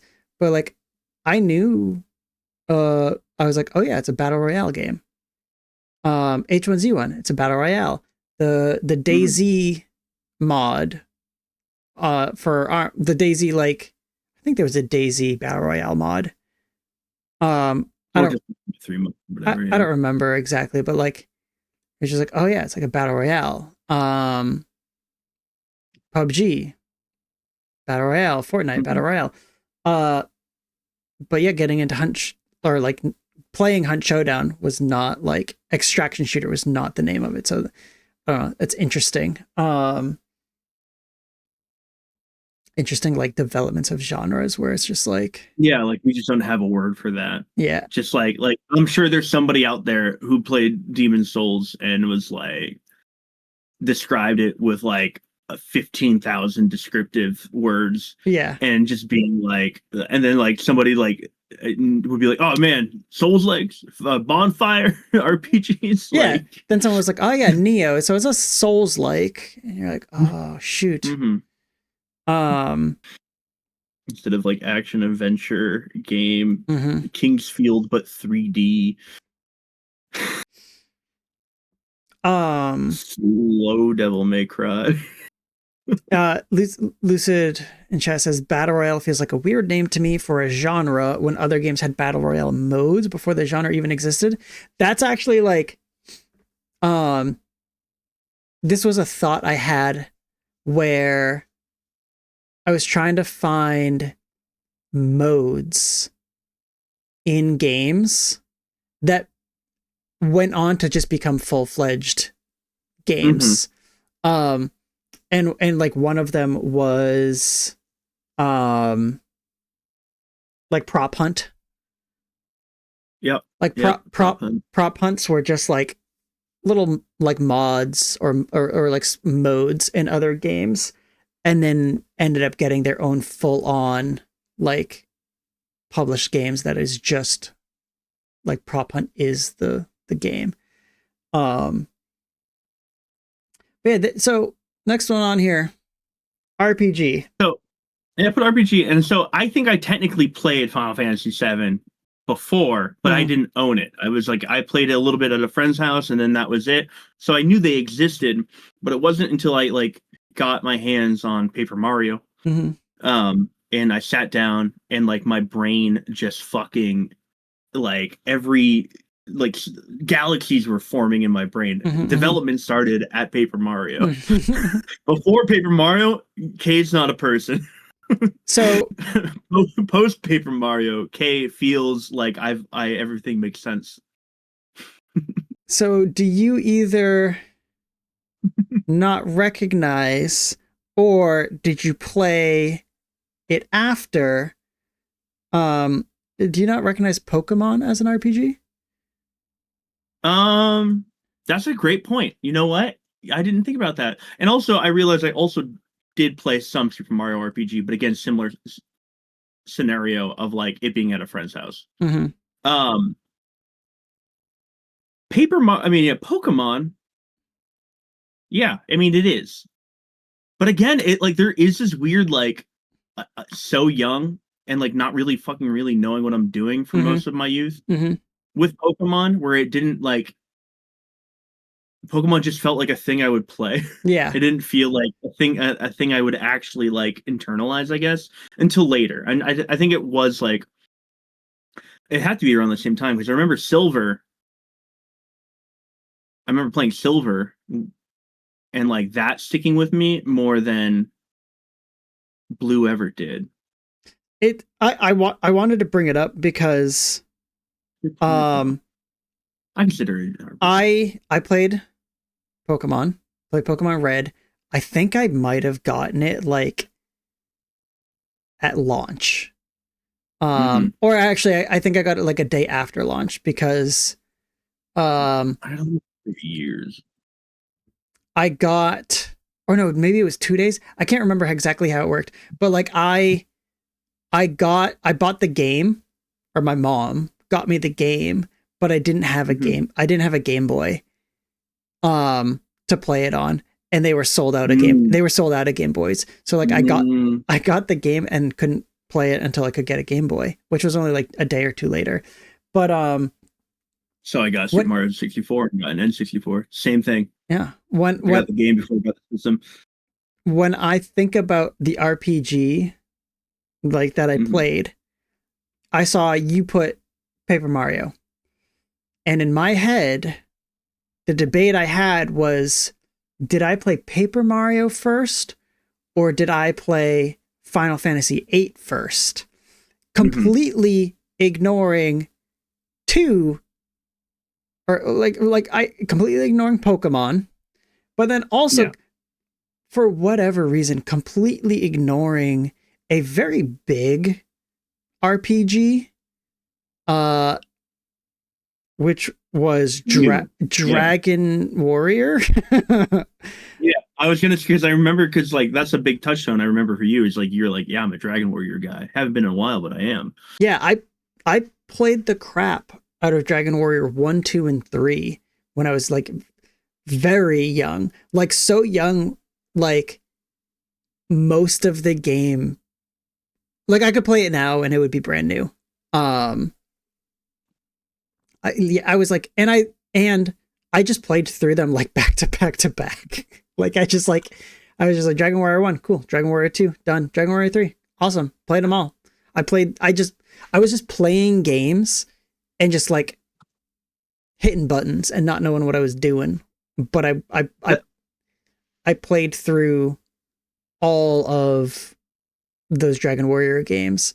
Like that, because that's how I feel with Pokemon. And so I just double checked a bunch of things. I played Pokemon when I still lived in Michigan, so I had to be before like 5 or less. Yeah. And it coming out in 98 means I was probably 5. And so I just played that game, and like it was just part of my like develop, like it was part of my development in a way that like I wasn't like actively, I was just again hitting buttons the same way that you're playing Dragon Warrior. Mm-hmm. So I don't ever internalize it as like a moment of like where Paper Mario or like 7, like these glimpses of those games, where I felt like I truly felt like I was aware of all the mechanics, and I was kind of aware of like what I liked about them. And now I'm like, right? Now I'm so confused about my timeline. And like how, because like in my head, thinking about Dragon Warrior 1 and 2, I was like almost a baby. Mm-hmm. I played them on the Game Boy Color, mm-hmm. which came out in the year 2000. Mm-hmm. So I was 12. Yeah. Wanna know what else came out in the year 2000? Paper Mario. Yeah. And I vividly remember playing Paper Mario. So now that's like the part of like youth, right? That's like so weird, is like these like the periods of nothing and then moments. Yeah. The other part that's weird for this RPG conversation for me, for like what introduced me to it, is all right, so if I'm going now, I played Dragon Warrior after the year 2000 or like 2000 or later. Pokemon was 99. Mm-hmm. But I think Final Fantasy VIII was also 99. You could have had Pokemon 98. Yeah. Red and Blue came out in 98. But you played it on the color. No, I did play it on the color. But yeah, so Final Fantasy came out in 99. Final Fantasy VIII. The issue with the adds to my timeline here of like what game introduced me to the RPG was like I played Pokemon and Dragon Warrior and Paper Mario. Paper Mario came out after Final Fantasy VIII, but I played Final Fantasy VIII first because it was gifted to me. Mm-hmm. But I didn't know how to save. Oh, classic. So I would play the intro of the game, didn't know how to save, die, and then be like, well, I'm done with it for this month. And then like it wasn't for like another year. Probably after like Paper Mario. Where I learned, I like went back in and I was like, oh, I'm an idiot. This is where I save. And then loved it. So RPG is a tough one for me because the times in my brains are all scrambled for these games.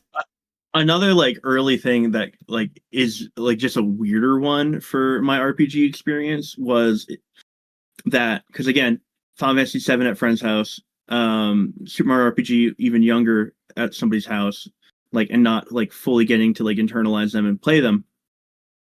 One of the RPGs I remember owning and playing through, and then getting that classic childhood railroad stuck because like you just couldn't figure out how to like move forward in a video game, probably because you missed some dialogue or whatever, is Breath of Fire 3. I own Breath of Fire 3, and I was just like, oh, like, this is so cool. I'm a little dragon. Didn't understand any of the mechanics behind like what kind of dragon you could turn into. Like now, if I look back at it, there's like this really like kind of interesting, like, you pick what elements you want to combine.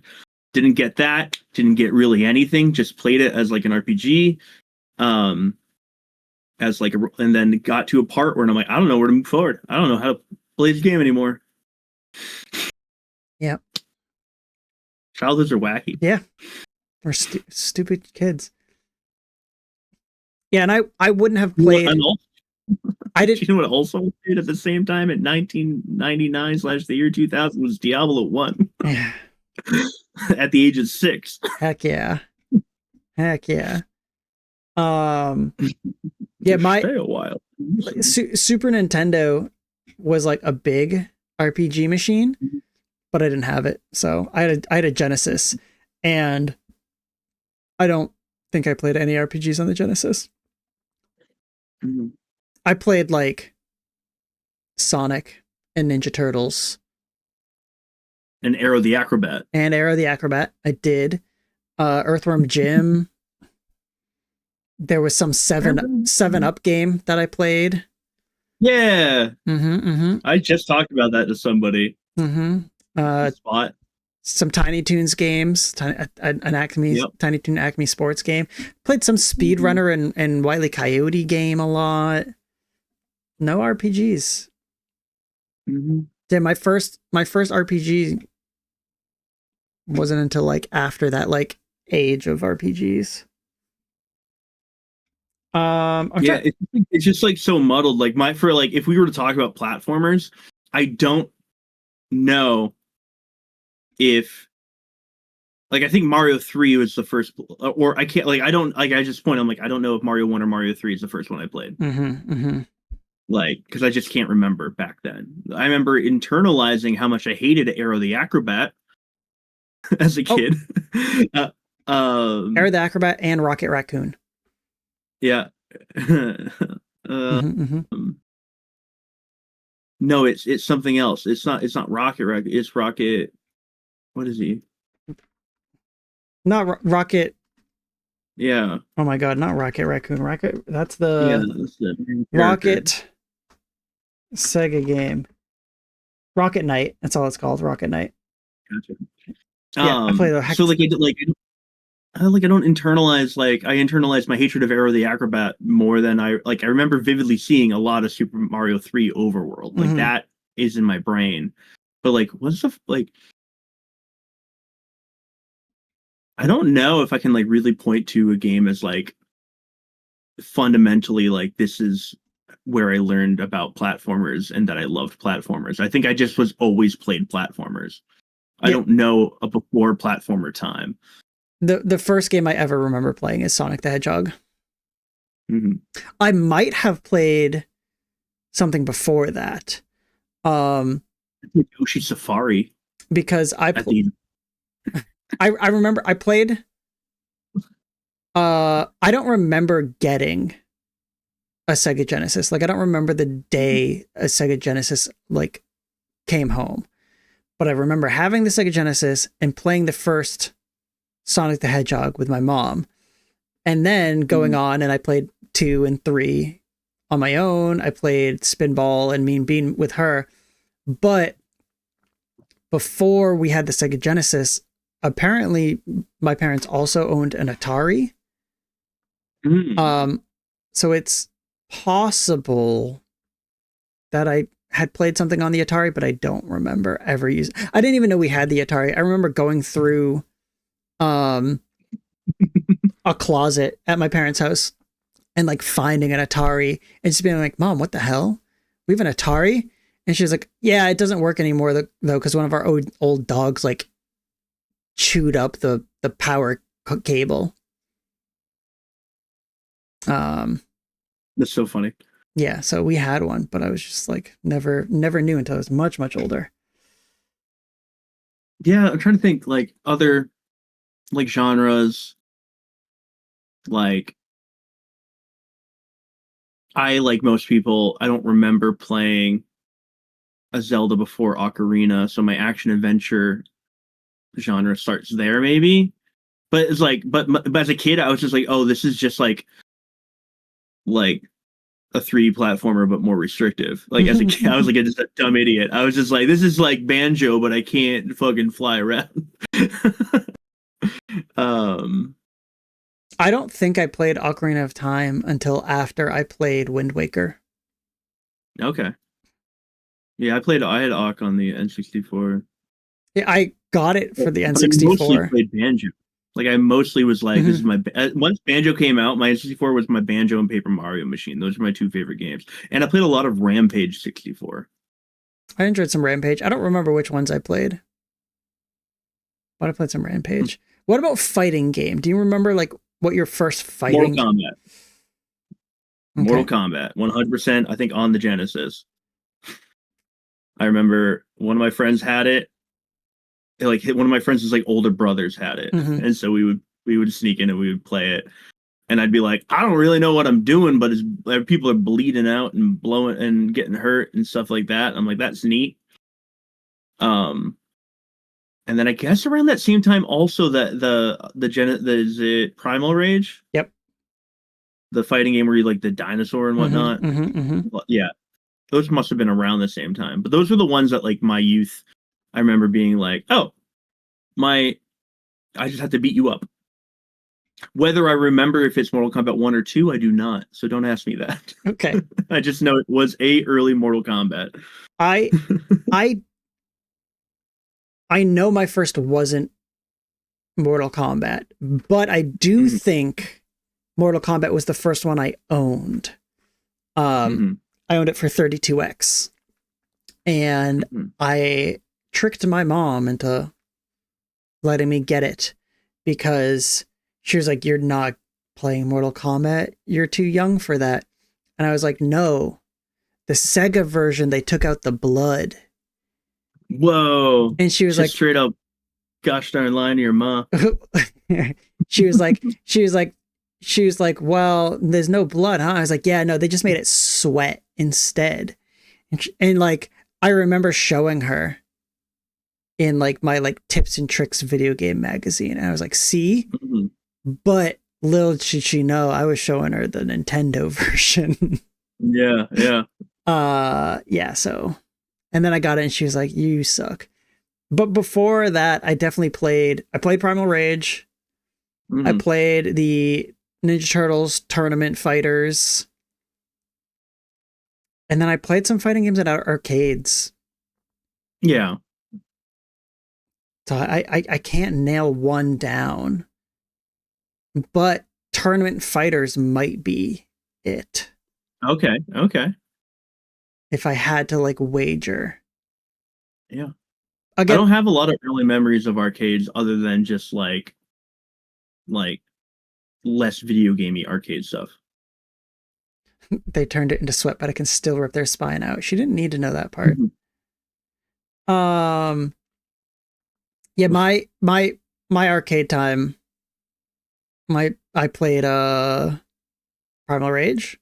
I played Tekken and Marvel.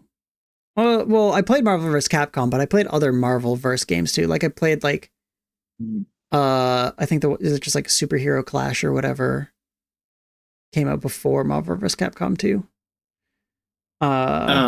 Yeah. Yeah, the Marvel vs. Capcom didn't play till Dreamcast.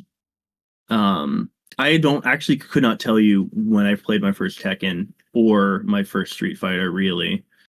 So, like, that's not like a core memory at all to me. Like I respect those franchises a lot, and I still like I played modern versions of them, but I like as a youth I don't remember really touching upon them. I knew how to Hadouken. But like I don't know why I knew how to Hadouken. Yeah. It's just that gamer instinct in you. Just that natural gamer instinct. Yeah. Fears in the chat said Soul Blade for the PS1, just such a cool pick. And I knew that about you. I knew that about you. Yeah. I mean, do we both have the same frame of reference for racing games? Mine would be Super Mario Kart, but I didn't play Super Mario Kart because again, I didn't have a Super Nintendo. Mario Kart 64 was what I got with my Nintendo 64. That was the like when I got my Nintendo 64, I got Mario Kart 64. So before that, I don't think I played a racing game on my Sega Genesis. And before I can't even think of one. No, yeah. Before the Genesis, I mean before the N64, I did have a PlayStation 1. So that there are potential PlayStation 1 games I played as a racing game before. But I can't, like, Mario Kart is the one that sticks out to me as just like, if it wasn't my actual like introduction to the genre, it was the influential one. Yeah. I just have like very vivid memories of playing as Koopa, and you couldn't do that in 64. And and so like I remember going back to playing Super Nintendo, like Super Kart, forever ago, and being like, "Oh, this is the one I played a whole bunch of because I could be a Koopa." And because Koopa's not in 64, is the reason why I've been a Yoshi main my entire life, pretty much after that. Oh, good lore. I know, good lord. I'm trying to think what else I would. There was. I mean, there were like racing games I played on PlayStation at a friend's house. Like there was like is it Hydro Thunder maybe? Ridge Racer. Not Ridge Racer. Thunder. I think it was Hydro Thunder. And then there was like Racer 64. There's like some snowboarding games that were like races. Oh, I did play a bunch of Snowboard Kids, but that was definitely after. Yeah, same. I played Snowboard Kids, but it was after I played Cool Boarders. Yeah. Oh, and CTR, Crash Team Racing. No. Crash Team Racing, I definitely think I played after Mario Kart. And as well as the Bomberman fantasy racing game. Bomberman Fantasy Race. Yeah, those were after Mario Kart for me. Yeah, I don't know. I was gonna say like the only other genre I really have a touchstone as like what my first one was oh my god, I had it and then I started typing in the chat because I was gonna yap at Furious about Chocobo Racing. I also loved like they're talking about Crash Bash in chat now, and I also loved Crash Bash. Because like I don't really have a frame of reference for like Metroidvanias. Like eventually I just like that was just a term that spawned in my head and I understood it. Like I don't have early memories playing Metroid or Castlevania. That was just something that I did later. Oh, I remember what it was. Parappa the Rappa. First, like because it might just be one of the first ever rhythm games of all, like on a console. But that specifically the demo disc for Parappa the Rappa, or Parappa the Rappa on the demo disc. I played religiously, and I have no idea why I didn't end up owning Parappa the Rappa, but I would play that punch kick it's all in the mind level so often and be like, this is cool. They got music in a game and I just hit the button at the right time. I'm trying to think now, my first rhythm game. I don't know. I have no idea because I did not play Parappa the Rappa. I mean, like like I remember eventually later, maybe PS2 era was Amplitude or Frequency, one of those two. And eventually you get to Guitar Hero. Guitar Hero is, again, yeah, that's just like such a big one. I could have played other, I mean, because there's also just like rhythm based like mini games or portions of games. DDR count? You playing DDR at the arcade? I did not. That was too embarrassing for me to do. Man, I love DDR. Nope, can't dance. Didn't want to get up in front of people and video game dance. Mm-hmm. Yeah. Little butter. Video games. I don't know what other genres. I don't either. Again, sports. First-person shooters. I played Doom too early again, along with Diablo and StarCraft were my games I should not have played at the age I played them, but you know what, I did. So I guess my first RTS was StarCraft. My first FPS was Doom. My first FPS might have been Halo. That was my second one. I think I literally played Doom, and then eventually Halo showed up, and I started playing that. Because I don't think I played. Ooh, actually, I played Mech Warrior. There you go. I lied also because it was Doom, and then it was GoldenEye, and then it was too much Perfect Dark. Too much. Tribes is a good one. I never played Tribes. Yours continues to be cool. Yeah. Mech Warrior was probably actually my first one. I definitely played Mech Warrior before I played any Halo.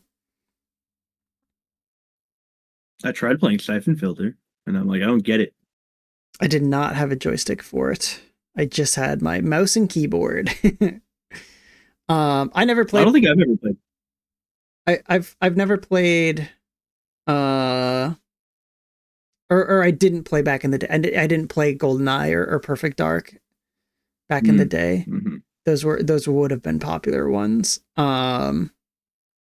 So much GoldenEye. Yeah. I mean, and then it became so much Perfect Dark. Just Perfect Dark having the ability, and this is actually a really important for how I still play video games, but just being able to have 4 people versus 16 bots and have this cooperative bot match was something that I just loved, because I'm not the competitive person. I love teaming up with my buddies and just beating up robots. I do like competitive stuff. I like them both, but I do like winning against other people. Yeah, I don't know. That's it. That's the show. That's the topic. Yo, what's the topic? That's it. Game stuff. It's over. Now we gotta be a little. First MMO would have been a good one too. Ooh, did Adventure Quest count? Because I think Adventure Quest might count. The browser-based Flash MMO. My first one was EverQuest, and I bounced off of that very quick. Oh! I cost my friends so much money. And my first EverQuest. My first RTS was Age of Empires 2. There you go. I started with your favorite RTS, and then you started with Fierce's favorite RTS, I think. I also played... Actually, that's not true. You say your favorite RTS is Age of Empires 2, or is it Warhammer 3? Not Warhammer, Warcraft 3. Fuck me. The same thing. There was another RTS that I played the crap out of. That is... is it Galactic Battlegrounds? Oh. It wasn't first, but I played a crap ton of it. Star Wars Galactic Battlegrounds.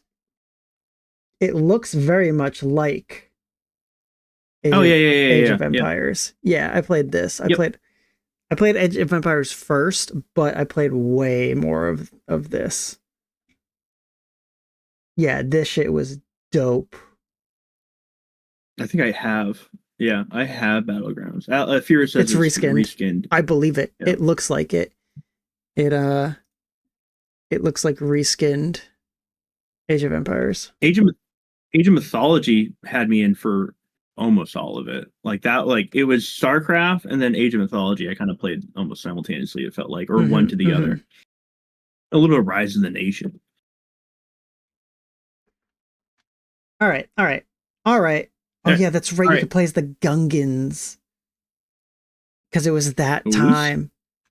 It was that time period. It was the prequel times.